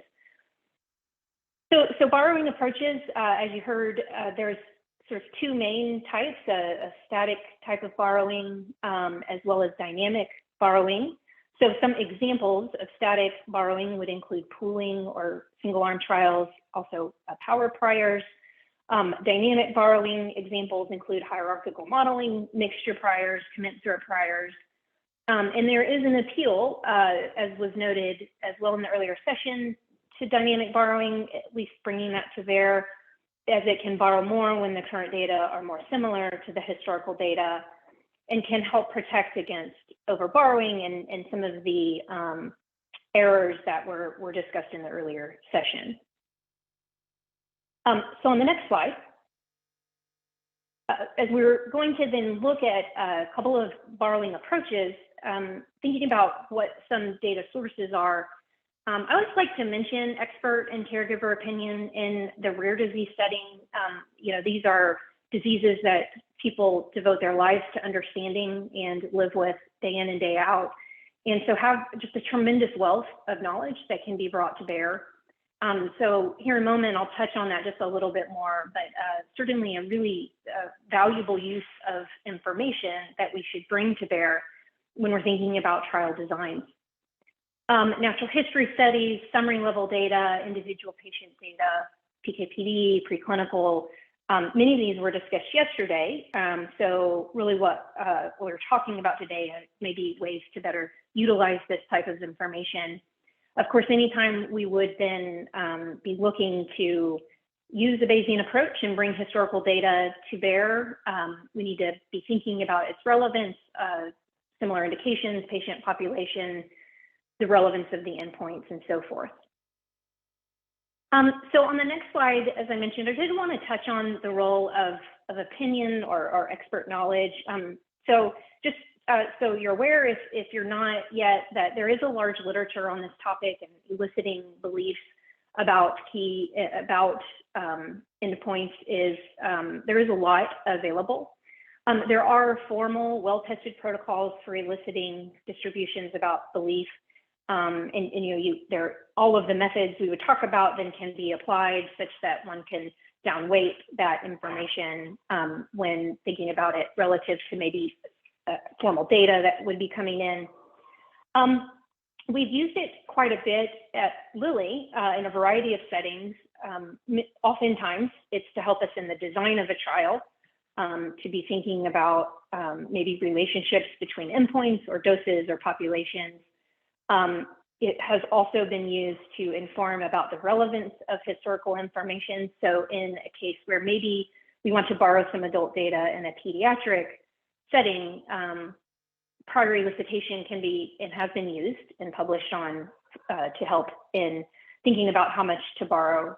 And there are examples available. So MyPAN is a rare inflammatory disease in children where prior elicitation was used. But again, I think there's just a lot of unexpected benefits from, and I've heard others talk about the unexpected benefits on elicitation that may not be fully used and could help with us as we're thinking about designing trials and really setting things up to be as efficient as possible. So with that, on the next slide, just some general comments about borrowing, and then I'll show an example. Of course, there are some questions about how much to borrow. So things to think about: what data is eligible to be included. We need to understand, and I won't go into detail about simulating operating characteristics, but that's a really important element. Considering things such as prior effective sample size or the prior probability of success is important, and of course, understanding prior to posterior sensitivity. We may borrow different amounts for different treatments based on the medical need and so forth. And just one thing I like to mention is I think sometimes there's a feeling that borrowing is brought to bear to help favor a sponsor, but in fact, it's really just getting at what is the most likely effect here, estimating how do we get the best estimate of the true event we're interested in. And so it could dampen it, but again, seeking to get at what that true effect is. So what I wanted to do next then is go into an example. And this is a hypothetical example. I've presented this elsewhere, but again, just to show what happens on the back end when we analyze data in this way, looking at a static and a dynamic prior. So suppose that we have previous data on a control group, and it could be a trial, it could be a set of trials, whatever. Somehow we've synthesized this information. So we have 120 subjects with 72 responses. So the historical rate is 60%. What we're going to look at is just keeping that historical rate constant. And then what we're going to do is say, okay, suppose we have a future trial looking at 70 for the control and 140 in the new treatment. Next slide. So what I want to show here is just looking at what those priors look like for the power prior versus the mixture prior. So on the left-hand side is a power prior. The power prior amount of borrowing is governed by this parameter, or this value A naught. A naught can range from 0 to 1, and you can see as you go across and sort of down, as A naught goes from 0 to 1, you have sort of the non-informative prior up to really the whole of the prior at A naught equal 1, or borrowing the entire prior. And then on the right-hand side, we have mixture priors. This is just an example of, again, that same prior where here the P is governing the amount of borrowing from the informative part of it. And so we can compare, I think, so just taking the blue, for example, you can compare A naught equal 0.25, and you can see that versus on the mixture side with P equal 0.25. You can see the difference in the weighting of the non-informative portion of this mixture prior is represented there in the graph.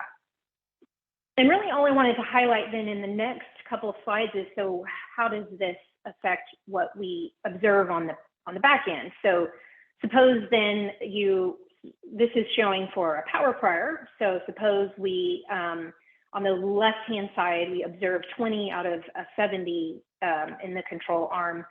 What will happen is you can see the prior is the blue, which on this side is the rightmost distribution.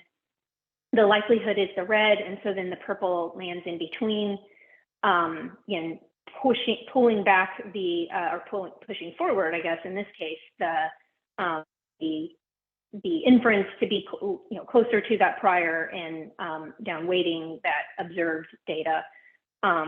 On the right-hand side, you then see, suppose the observed data is higher than the prior, and of course the posterior then would end up in between. And then we can contrast that with on the next slide with the mixture approach. Here, very similar observed cases, and the purple you can see then is on the left-hand side is now shifting more to, it's coming more toward the likelihood. You can see on the right-hand side, again, similar. So in this case where there's mismatch, the posterior is going where, going toward that data. So that's how the interpretation of results, or what results look like with a couple of different priors. I just wanted to then touch on one more example here on the next slide. So again, sort of to say, how does this work, and to emphasize that it's really quite straightforward and, again, intuitive. Here's an example where we have an open label study. It could include an active reference arm, but what we're really interested in is analyzing and looking at that test treatment. So suppose a control isn't feasible or it's unethical. So what we would use here is maybe this historical information to establish what a meaningful response would be. And then we need to set up our decision rule. And so in this case, suppose that we have utilized this historical information and we've determined that 57% is the effective interest and that 80% is the probability threshold. Then all we're doing is we're just setting up a decision rule that says the probability that that response rate is greater than 0.57 needs to be greater than 0.8. On the next slide, then we have, we can apply this. Suppose we have a study with 30 patients in juvenile idiopathic arthritis. In this case, we're just showing, so we aren't using a formally informative prior on the treatment arm, but just saying, okay, we've observed now 20 out of 30 responders at week 24 in this trial. So our observed response rate is 0.67 roughly. And then on the next slide, all that we need to do, and this, it may not come over in this form. I'm not sure if it builds. Maybe, do you mind to go to the next, just sort of build that out? Okay, it does build. So basically all we're trying to do is look at that effective interest, calculate the area under the curve to the right of 0.57, that's 85%. On the next slide, then applying that decision rule, if success criterion has been met, and so that's how that simply would work. Final thing in this part on the next slide I wanted to touch on is predictive probabilities. So again, talked a lot about this being a continual learning process, in particular focusing on using information maybe external to the trial. Obviously, we can use information within a trial and make decisions as the trial progresses. Again, this was touched on in the earlier session, but basically the idea here is just showing an example where suppose we have a final sample size of 100 and we're going to declare success if the probability of a response being greater than 0.5 is greater than 96%. Then this is just showing how those predictive probabilities of being successful at that n equal 100 progress. And so we can see early on that predictive probability is 54. And then as we progress, it becomes very small. And we would establish a decision rule early about what predictive probability would we, if we saw that, then we would terminate the trial. Again, allowing for that continual learning. I know I just have about another minute or two left, so let's go ahead and jump real quick. Then I wanted to touch on maybe on this next slide, and then I can close here. So master protocols are, a great way to look at multiple indications or multiple drugs, and can be very, very efficient in many settings, but in particular in the rare disease setting. And Bayesian methods will often feature heavily in these. And of course, it also is allowing for more consistent data, getting back to these data are then collected under very similar circumstances, same timing, similar inclusion, exclusion, and so forth. This was an example trial that we did in oncology at Lilly. We had two rare disease, rare oncology tumor types, and randomized patients to the drug or control in a couple of these two indications. And so at the end of the day, we were able to bring in real world information, actually prior elicitation as well, and use a dynamic model to analyze this data. Again, really being able to more efficiently use the information between these two tumor types. And then the final on the next slide, and this is an example of a platform type of trial where patients, this was in pediatric IBD, patients are randomized to a drug, and then they follow a similar schedule of activities. But again, in these cases where there are very few patients, we want to have these trials together so we're getting same endpoints, same time points, and able to really use that information together.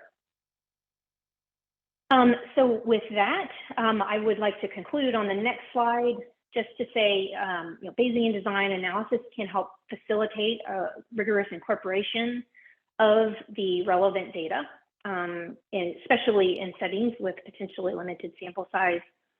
Again, as I mentioned, it's pre-specified, it's transparent, it needs to be studied via simulation to really understand before the trial is conducted how this will play out.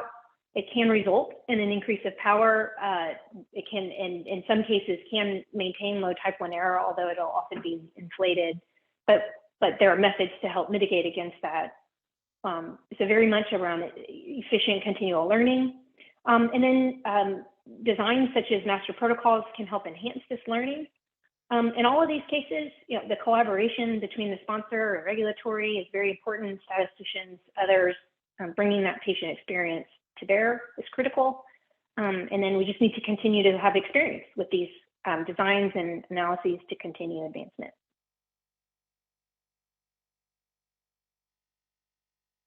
Great. Thank you, Dr. Price, for the excellent presentation. Our next speaker is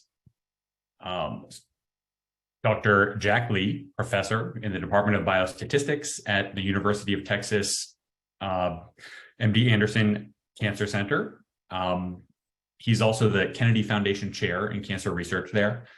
His areas of expertise include design and analysis of clinical trials, Bayesian adaptive designs, statistical computation and graphics, drug combination studies, and biomarker identification and validation. And I just met Dr. Lee at this previous ENAR in person for the first time. And I'll pass it off to Dr. Lee.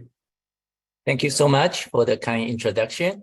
And also thank you for the opportunity to share with you the Bayesian adaptive design and information borrowing for efficient and accurate statistical inference in rare diseases. Next slide, please.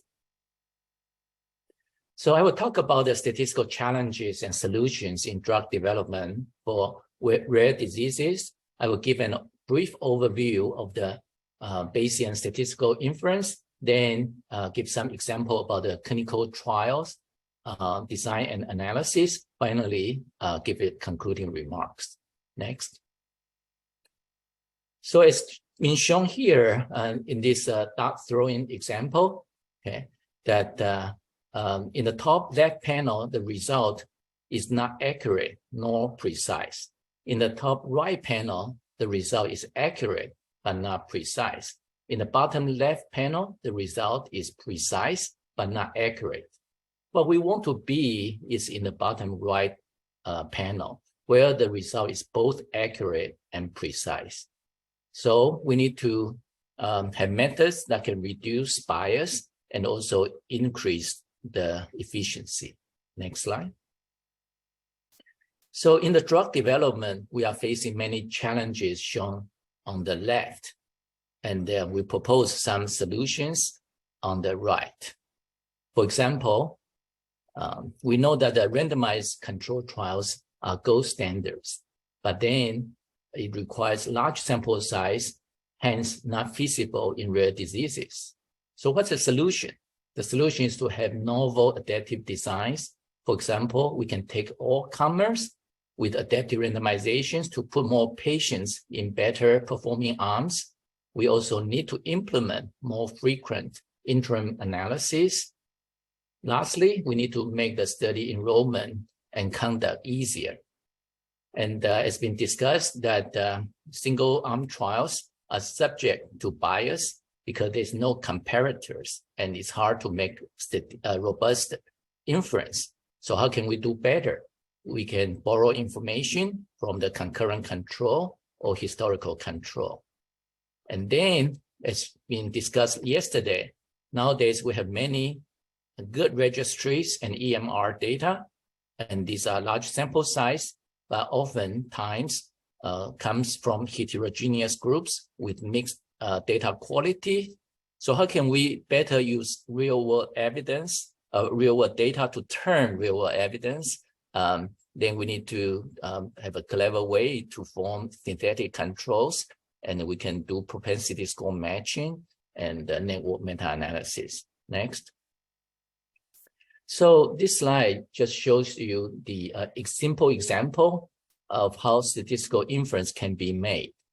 So let's assume we want to estimate the unknown response rate for a new drug, and we conduct a phase 2 trials with 30 patients. At the end, we have 14 responses and 16 no responses. So the point estimate of the response rate is 0.467.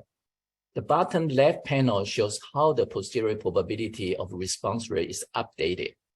With the gray line in the background shows that how previous step was done. And at the end, we have the red line showing the posterior probability of the response rate.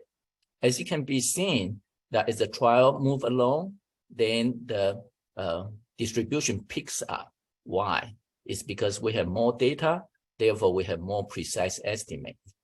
On the bottom right panel, it shows the frequency is 90% confidence interval. Next.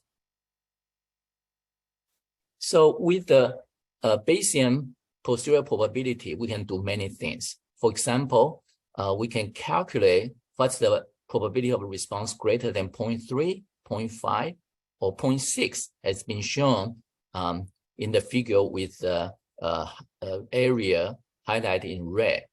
And in the bottom panel, you can also see that we can calculate the probability that non-hypothesis is true or probability of the alternative hypothesis true. With that, we can calculate the odds and compare the posterior odds over the prior odds to form the Bayes factor. So in this case, after we observe data, we can conclude that the alternative hypothesis is 17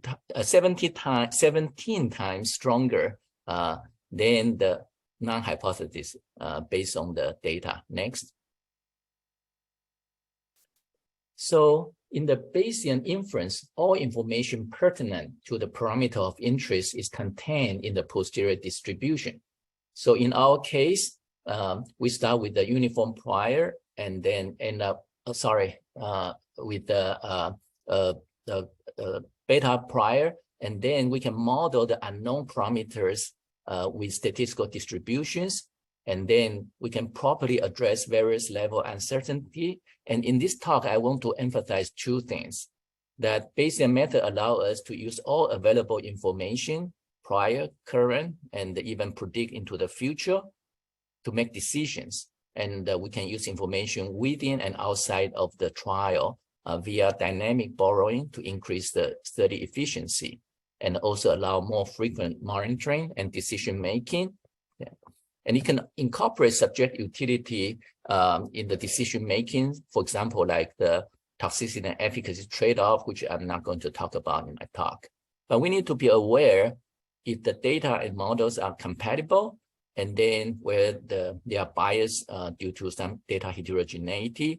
And we also can do the sensitivity analysis to evaluate how the inference is, how robust the inference is by varying priors. Next. Okay, so this slide shows us the current status and the enhancement of clinical trials.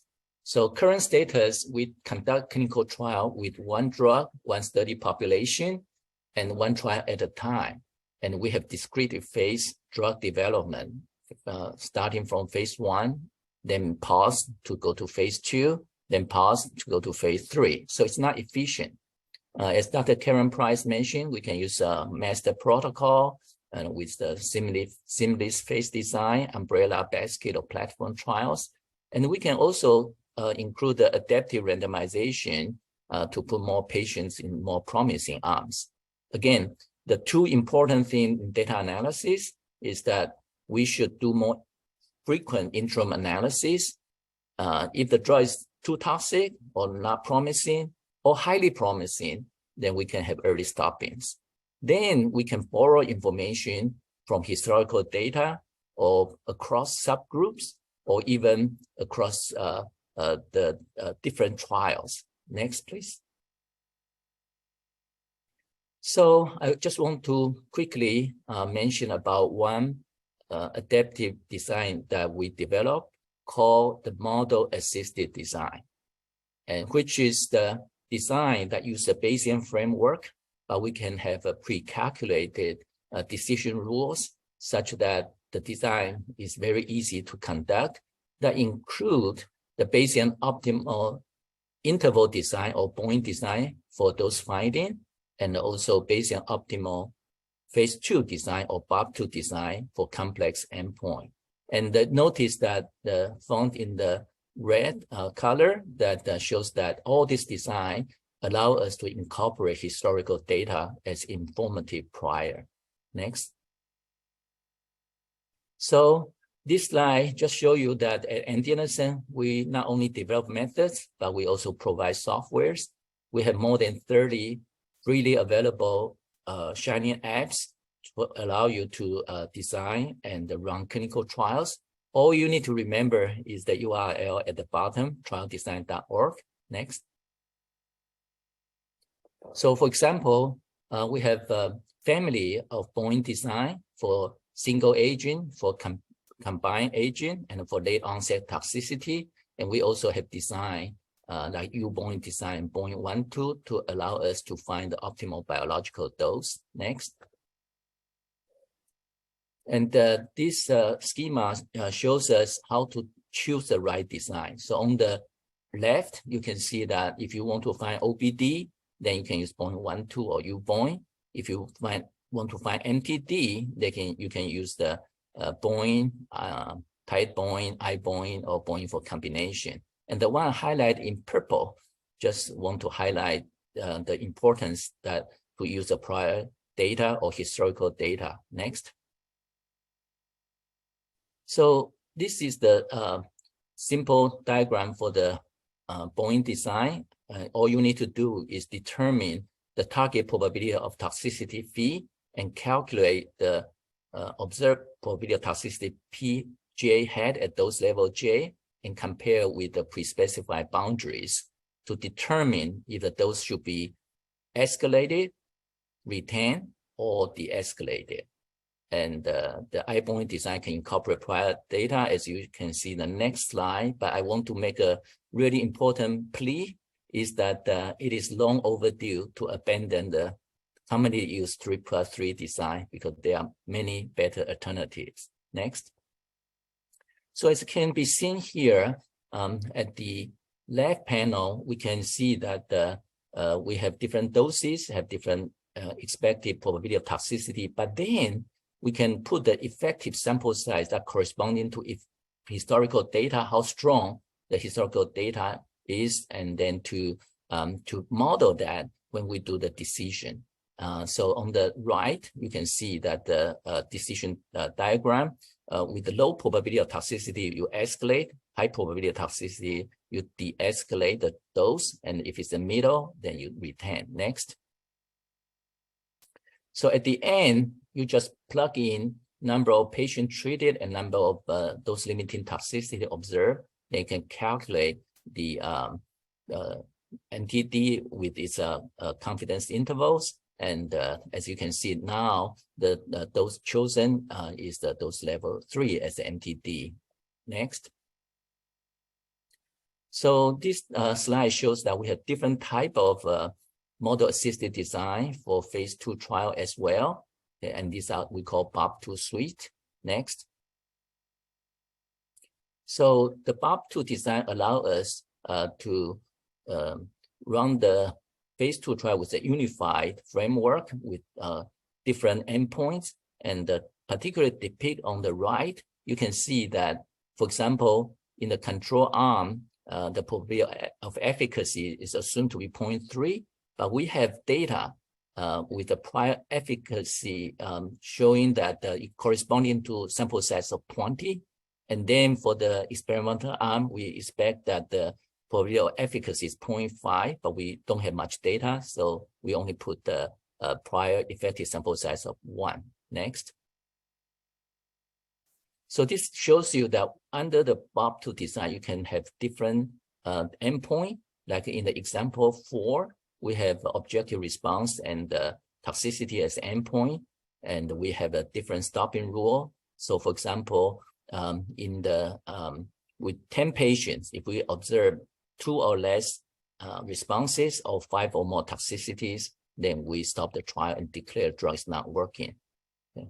So this shows you the importance and the feasibility of monitoring the trial during the interim. Next. This just shows a graphical presentation.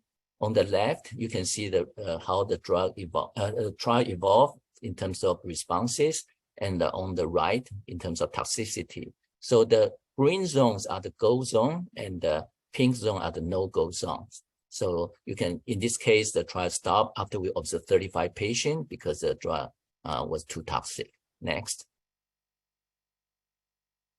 And then just quickly go over the platform design for an adaptive enrichment, since it has been discussed by previous speakers. So I'm just quickly run through the study schema. Next. So the idea for the adaptive platform design is that we can have the control group as a backbone of the platform and experimental treatments as modules, and which can be plugged in and out of the platform. Next. And then, for example, if we want to compare experimental 4 with control, and we can either use a concurrent control showing the light brown or historical control showing in the purple. So each one has its own merits and also disadvantage. So we just need to use them carefully. Next. And this shows you for the novel design with master protocol. On the left, this is phase we do exploratory kind of design analysis, try to find the signal. After we find the signal, then we can design the confirmatory trial with more focus, more phase 3 trial in selected patient population. Next.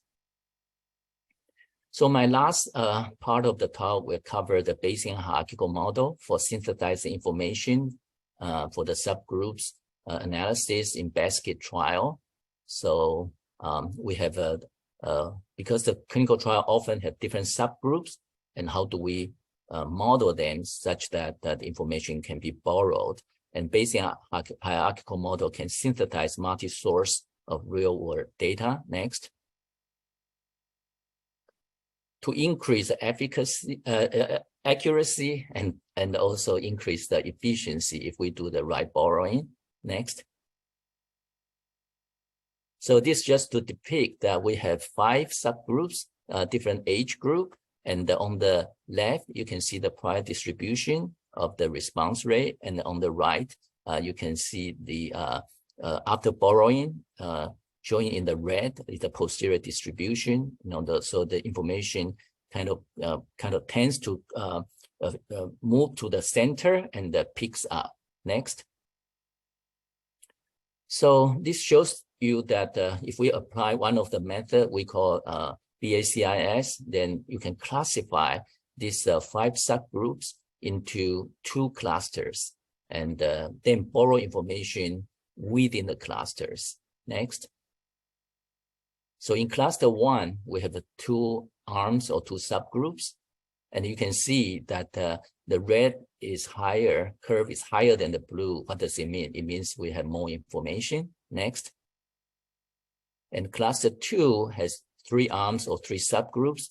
All of them, as you can see, the information kind of closer to the center of the 3, and also high. The red curve is higher than the blue curve. Next. And we can also use another package called BCHM, Bayesian cluster hierarchical model. And in this case, you will determine number of clusters automatically. So in this case, you form the 3 clusters. Next. So in conclusion, statistics can help us in extracting signals from the noise in the data to avoid bias and increase efficiency. There is no free lunch, but there are some lunch specials if we apply some novel design and analysis. Bayesian paradigms takes the we learn as we go approach, and is particularly useful in rare diseases because it allows flexible and adaptive and continuous learning, and it naturally and easily to incorporate and synthesize all relevant information. So Bayesian adaptive design are efficient and robust in a drug development process. But one caveat, all signal found need to be validated in prospective trials. So please working closely with statisticians from beginning to end and apply rigorous statistical method to maximize the success of every project. Thank you very much. Great. Thank you, Dr. Lee, for an excellent presentation.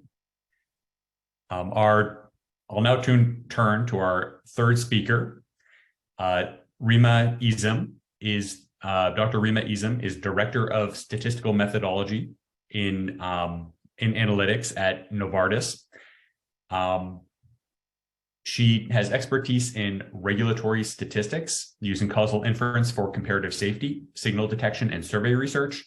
She also has experience and expertise in comparative effectiveness and rare diseases at Children's National Research Institute. She works with real-world data, including claims data, electronic health record data, international registries, and electronic clinical outcome assessments. We're honored to have Dr. Rima Izem, and I'll turn it over to you. Thank you so much. I've really enjoyed the workshop so far. My talk will switch gear a little bit from the previous, although we will continue discussing design and analysis that tries to get as much efficiency from the participants in the rare disorders. My talk will focus on leveraging longitudinal data, or in other words, leveraging time.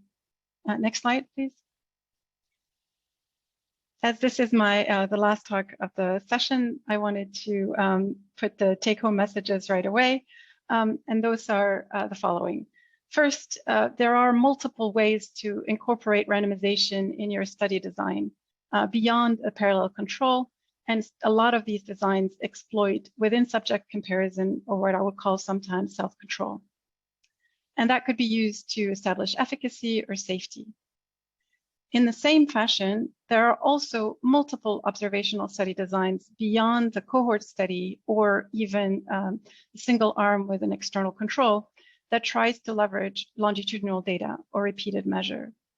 However, when you move, anytime you move away from randomization, you have to control for multiple sources of bias, most likely confounding and selection bias. So why include time, or why include within subject comparison? Because it has a lot of advantages compared to between subject comparison, in that you're increasing your analysis units, you're reducing potentially outcome variability, and if you're using an observational study design, you're reducing confounding compared to between subject comparison. Next slide, please. So with that, this is the outline of my talk. I will spend some time discussing how to implement randomization, maybe slightly differently than the speakers earlier today, but maybe less novel, to be, that's my disclaimer.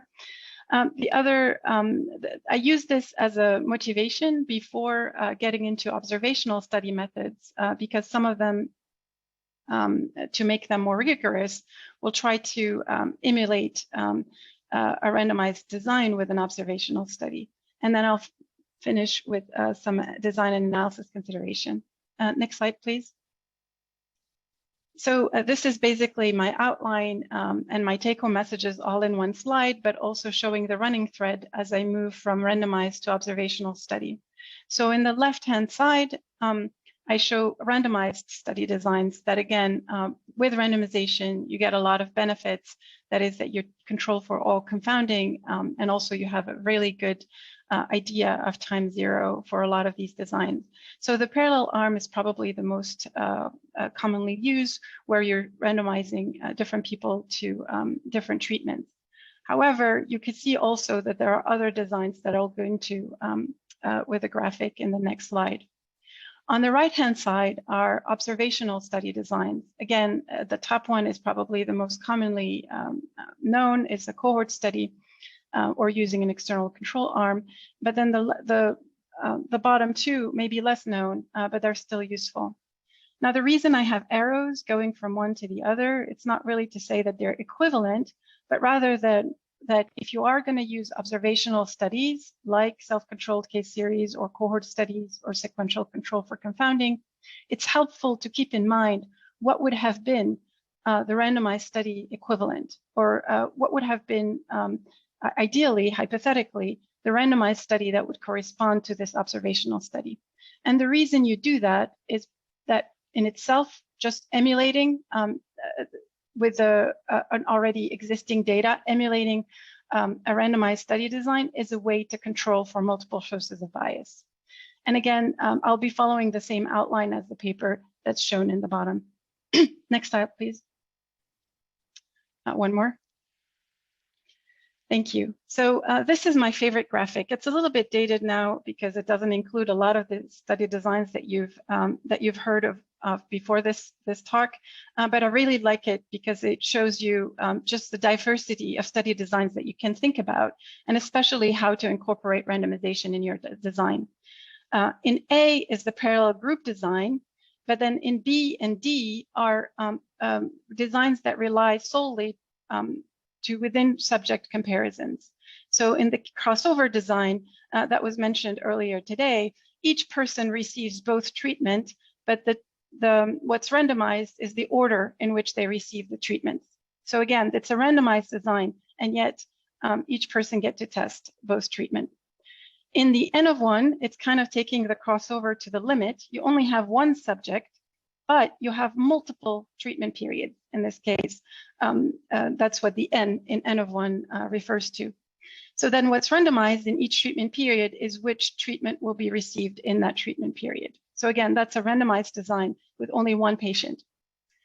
In the bottom in blue are designs that are not only relying on within subject comparison, but also between subject comparison. However, they use kind of both. So for example, in the randomized placebo phase, what's randomized is whether the patient is receiving the treatment right away after they enter the study, or after a placebo period, they will receive the treatment. So in the randomized placebo and the step wedge and the randomized withdrawal, all of the patient receive the treatment. But what's randomized is when they receive it and how long they receive it. So in the analysis stage, the analysis unit is a period rather than a patient. And so you're using both within subject and between subject comparison. Next slide, please. So just to show you that these designs are feasible, but also that that they can lead to significant finding or statistically significant finding, I'm sharing here an example from a urea cycle disorder. So this was an N of 1 design. Here it used 6-week periods. So there were 6 weeks that were split in 3 pairs, and in each pair, the patient was randomized to either receive placebo or active within a given week. This was one particular patient that had a mutation for this rare disorder and had to have a washout period prior to entering the study. There were 3 outcomes of interest. One was a patient-reported outcome, a questionnaire score to ask about their symptoms, but also there were 2 laboratory measure of their well-being. And although there were only 6-week worth of observation, at least in this study, it was sufficient to show that the treatment of L-arginine gave significantly improved the symptoms as evidenced by the questionnaire score, but also their glutamine level. Next slide, please. If we try to both use within and between subject comparison, there's also another example, also in urea cycle disorder, that recently used a design that used the hospitalization episode for hyperammonemia as the analysis unit rather than the patients. So every time the patients that were participating in the study were admitted into the hospital, that was considered an analysis unit that was either randomized to receive carbaglu or to receive placebo. So with only 24 patients, there were 42 analysis units in carbaglu and 48 in the placebo arm. And what we're showing on the right is something that was shared in the label for this drug. We see how over time in the horizontal axis, the proportion of events that occurred in both the treatment arm and also the placebo arm, and the events here higher is better. So it's a responder rate. And we see that the response rate or the 2 curves kind of differentiated after day 1 of hospitalization, and it continued to differentiate as time goes on. So it is possible to use or think of the analysis unit as the treatment episode rather than the patient. Next slide, please. So in summary, there were a lot more studies that were cited in some of the examples that I showed earlier that you can go back to show not only a step wedge design, but also early withdrawal or delayed therapy. The main advantages of using these designs is, again, increasing the analysis units, maybe reducing variability, and then also getting an information on the natural history of the study. However, these designs are not always feasible. And what's the tricky part is to figure out the timing or the duration of these time periods. They should be long enough to observe a change in the outcome, but they shouldn't be too long. They should be short enough to assume that these time periods are independent, or maybe including some washout period. Next slide. So I'll move now to observational longitudinal design, and I apologize, but I'll have to skip some of the slides as we go through this. So next slide, please. Next slide, please.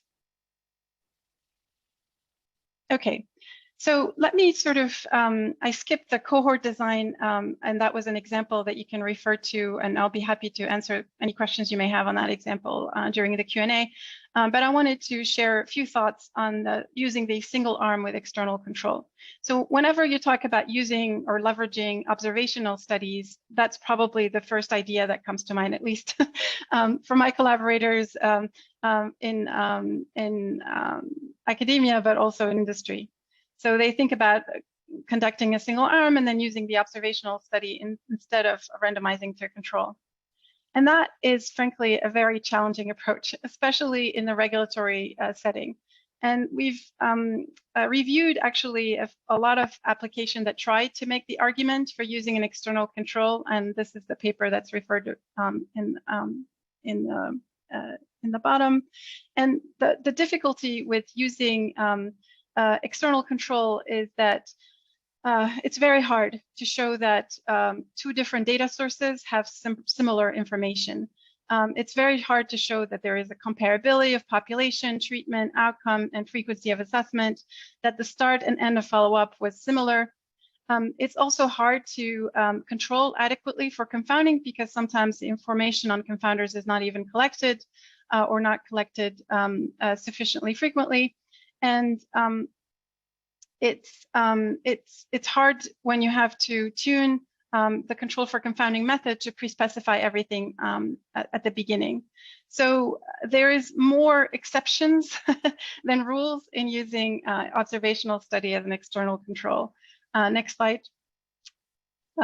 I'll skip this example, but this was an example of actually the exception. The only thing maybe that I will say here before I skip the slide is what's shown in the label on the left is the effect size. And if you see what effect sizes we're talking about here for using an external control, it's huge. So definitely for it, when the effect size is really large, maybe it's worthwhile to discuss having an external control. Next slide, please. Okay, so let's, I've moved very quickly for cohort study and use of external control because I wanted to spend some time to discuss self-controlled case series and also maybe sequential control for confounding. And the reason I wanted to spend time on those is because I don't think they're used enough, or they're not thought enough, especially early on in when you're doing proof of concept. They could be leveraging already existing data in your natural history studies to see whether maybe there's a treatment that's promising. And it's helpful for those studies to think of them as the observational study equivalent of crossover or N of 1, or of sequential randomization studies. Next slide, please. Okay, so what are some of the questions that you can ask yourself if you already have a natural history study like some of the ones that were discussed in the workshop yesterday? Can the unit of analysis be subject time rather than just subject? Can the duration of the look back, that is the medical history, instead of it being static, can it be dynamic? Can you actually look at it longitudinally before diagnosis? Similarly, can we, do you collect information on potential confounder sequentially over time, or do you collect it once and for all at baseline when people enter the study and then you don't, you look at it again? So all of these can inform whether a self-controlled study or something that augments self-control with between subject comparison is good for you. Next, please. So one successful example that would leverage existing data is the alpelisib. And this is a relatively simple self-control study where each person was serving as their control, but you only have two periods, a pre-period before the treatment and a post-period after the treatment. The data here that was used was from a compassionate use program. So this product was already approved, and this was just to expand the indication for this new population. There were already some findings that supported that there may be this treatment was probably effective. So this study kind of formalized this comparison of the pre-index period to the post-index period. So although the outcome is a responder, what's not apparent right away just by calling it a responder, because you're comparing to baseline, it is a pre-post comparison that's determining whether this treatment is working or not. So again, just by using pre-post comparison in this case, when there was a lot of information already available on this drug, we were able to see that it would work for this rare disorder. Next slide, please. So one way to generalize this, and this type of design, the self-controlled case series, is not really common in rare disease, but it could be used. It's used a lot in post-market safety to try to leverage observational data in rare for rare outcome. But yeah, I think it has promise. And again, for me, the self-controlled case series is the observational study equivalent of the N of 1 design, although you could have more than one person, obviously, if you have multiple periods for each person. So the study is anchored at the first exposure to therapy, and I'm showing here the exposure periods to a particular test drug in yellow.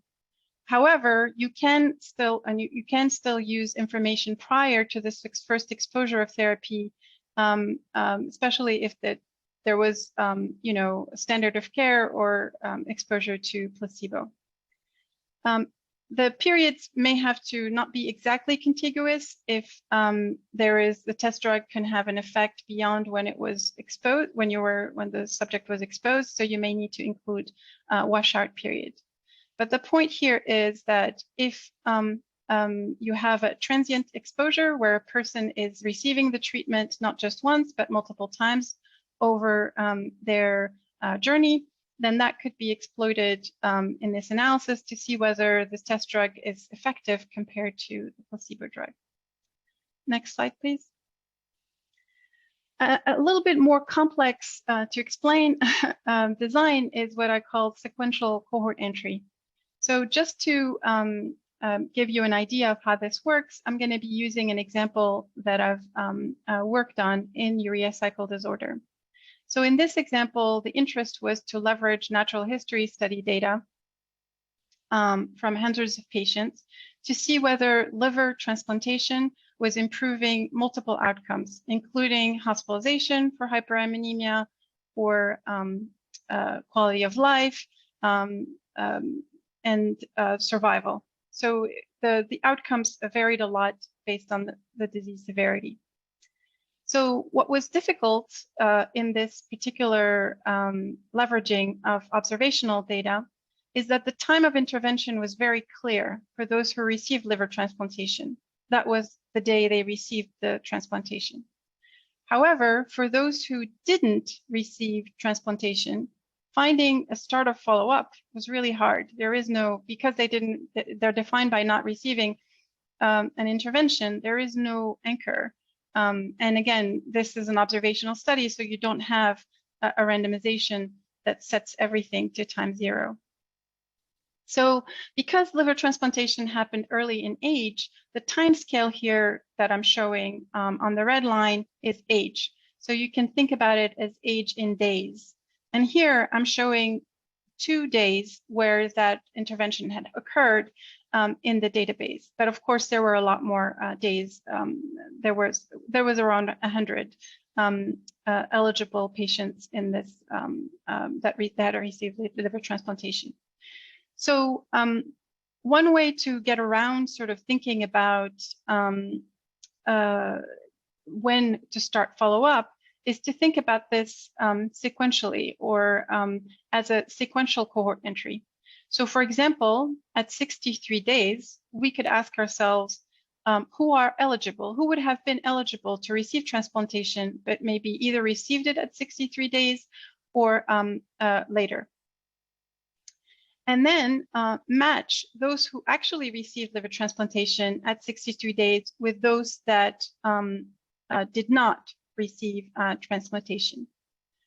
So by doing this, you're allowing someone who received a liver transplantation later in their life to be a control for someone who received a liver transplantation early in their life.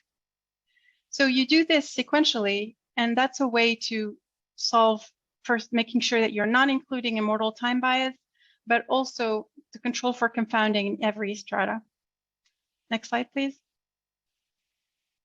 So in summary, for non-randomized comparison, you have a similar advantages to randomized comparison when you're using within subject comparison, you're augmenting between subject with within subject.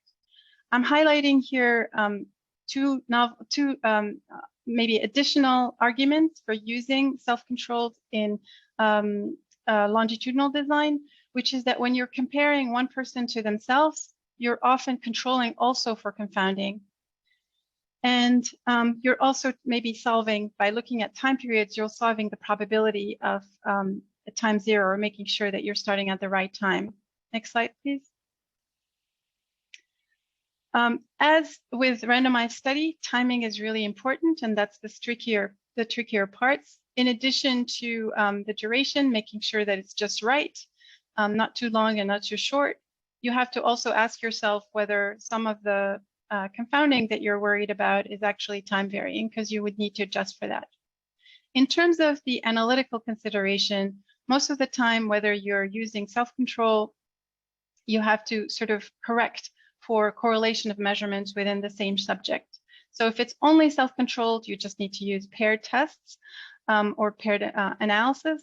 However, when you're augmenting between within, then you probably need to use hierarchical models for the adjustment.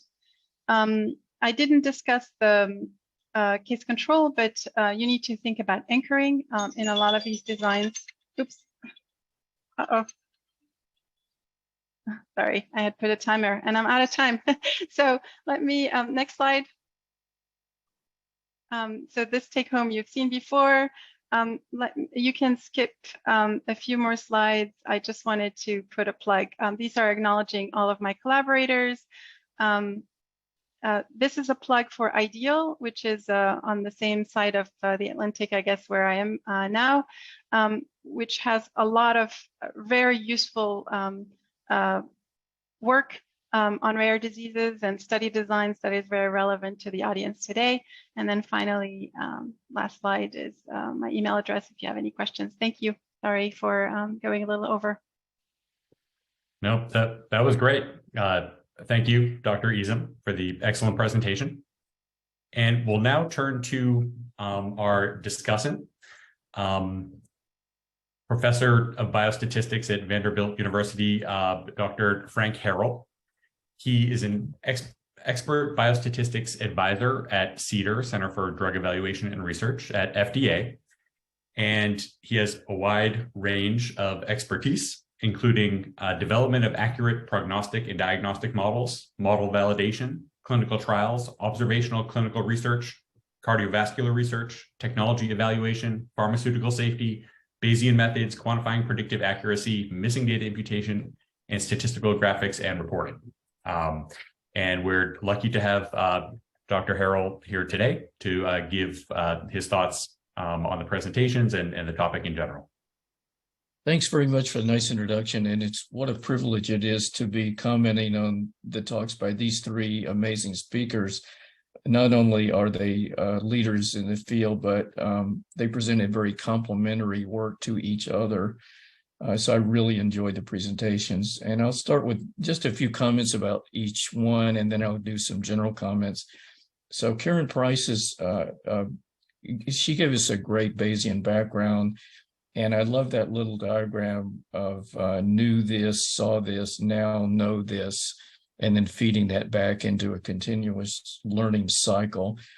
And she made really a key point, which is Bayes is the approach that makes integration of pre-study knowledge and new data transparent. There's a lot of ad hoc approaches to do that. They're not very satisfactory, and they're very subject to bias of the observer or of the analyst.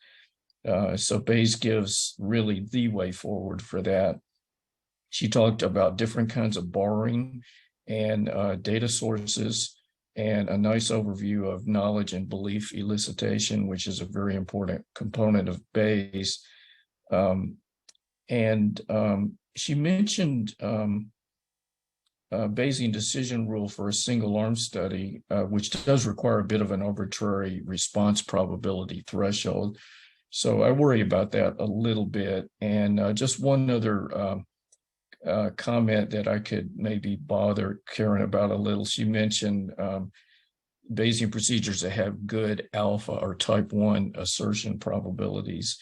That's really kind of at odds with optimum decision making. And in the chat, I put a link to some more details that has a link to a long discussion about this. So controlling alpha is sort of counter what Bayes is trying to do, which is to maximize the probability of making a right decision. And she talked about continuous learning where you have maybe a sample size goal, and you might be dealing with Bayesian predictive probabilities to decide when you've learned enough. That does require sort of treating an ultimate sample size as a magic quantity. And I would like to argue that one of the best things we can do in the future of clinical trials is to do away with sample size calculations altogether, because that's really how we'll really respect continuous learning. Jack Lee had another fascinating talk, and he gave a nice background about bias versus precision, which are always important to keep in your mind as you're looking at any methods. He talked about several novel adaptive designs and how information grows as the sample size grows, advantages of the Bayesian paradigm. And he made a push, which I think is very wise, for moving away from discrete drug development phases, but making the process more continuous. And he talked about different ways to adapt and different reasons to stop early, such as toxicity, futility, efficacy, handling complex endpoints. And Jack has a long track record of developing really state-of-the-art free software for helping people use these sometimes complicated ideas in designing studies. So you should look into his software. He talked about minimizing the expected sample size, which is a way to learn faster and maybe save resources also. And then the different sorts of environments, platforms, master protocols, avoiding noisy subgroup analysis. And I love this quote: "There is no free lunch, but there are lunch specials." I'm writing that one down. Rima Ism really hit something I was hoping somebody would hit in this session, which is capitalizing on time. And I think this is extremely important because in the simple case of doing a univariate outcome, let's say you measure a patient outcome at 2 months versus having the outcome assessed at more times, the payoff of having the longitudinal data is huge. And she went further than that to talk about the value of within subject comparisons in general, including a lot of designs that are not used very often and should be used more often. She mentioned how observational longitudinal data, even though you can have confounding, you probably have a little less confounding when you have time-oriented data. A big plus for the longitudinal way of thinking is increasing the effective sample size. And your unit of analysis might be a patient response measured in 1 day or 1 week or 1 month. She mentioned crossover and N of 1 studies. I learned a lot from her talk. And there are other things that she touched on which relate to rare disease and ethics and the push to not randomize, because there are things like delayed treatment. There are randomized withdrawal studies and stepped wedge, which is another kind of delayed treatment design that really should be considered to answer those concerns that a lot of rare disease community worry about. She mentioned database fitness for purpose and several other good things. So I'll just add a few overall comments. I'm not one of these statisticians that's very optimistic about borrowing historical data. So I tend to be very afraid of historical data. And I just want to note that when you do use historical data, it takes extreme diligence. And one of the pieces of that is you have to include a lot of historical data that's very unfavorable to what you're trying to show. You cannot be accused of cherry picking favorable historical data. And the use of historical data actually requires you to use the raw data. There's no way I know to do a really satisfactory analysis using only summary statistics of the raw data. For one thing, the raw data should almost always be covariate adjusted. So I see a lot of use of historical data where they're not even adjusting for age differences between the historical data and the new patients. Jack mentioned the need for validation studies, especially when you're doing things that are complex like adaptation or borrowing data. When you are borrowing data, you really need a validation study, or if you're doing an adaptive study that might actually lower your effective sample size for the favored treatment regime. And if you really need a validation study, it goes against some of what you're trying to gain by having limited sample size now. So how are you going to get a sample size for the validation study? And this is an overgeneralization, but I think there's less need for a validation study if you're not borrowing historical data. I want to emphasize what I think is the biggest bang for the buck. The biggest bang for the buck is to have a high resolution outcome variable that has very high retest reliability. So an example of that, this is kind of idealized example, would be you're looking at bone mineral density measured with a DEXA scan, and the patients get a DEXA scan at 6 months, 7 months, 8 months, out to 18 months. So you spend a lot of money per patient, but you don't spend a lot of money on a lot of patients. And so if you have a high resolution, high retest measure like bone mineral density, it's amazing what sample size you can get away with and learn a tremendous amount of information. So trying to emulate that with the data we usually have, such as having a 60-level clinical outcome scale or a 60-level patient-oriented outcome scale, and then you have clinical overrides for events that happen to the patients, and you do an ordinal analysis that, say, has 62 levels in the ordinal response. Now you're starting to approximate what you can get out of the DEXA scan sort of high resolution data. And then if you measure that multiple times, you'll have much more information, and that increases statistical power a lot. So the idea it also is to not have a sample size, but to mimic what physicists do, which is to study until you have an answer, you have enough evidence, and that's when you stop. I will go out on a limb and say something nobody will be ready for, which is there's something more valuable to borrow than borrowing data from historical data, and that is to borrow knowledge about how consistently a treatment affects different endpoints. And you could form a Bayesian prior for how the treatment affects mortality versus how it affects functional status and other patient-reported outcomes. Borrowing that kind of information allows you to learn about multiple endpoints when you don't have enough sample size to study any one endpoint, especially a mortality outcome. And then I'll just close by saying, avoid the worst possible mistake. So the worst possible mistake in rare diseases, I saw this actually done, and I'm still kind of in a state of disbelief that a sponsor would do this.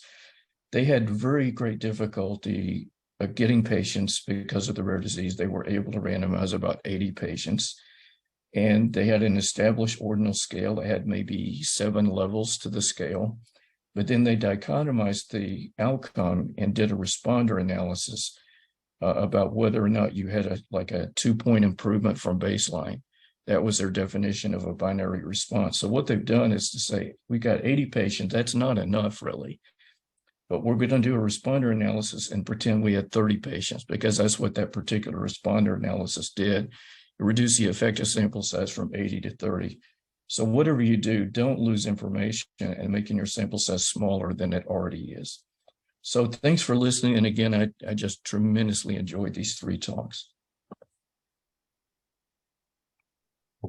Thank you, Professor Harrell, for the excellent feedback on the 3 talks.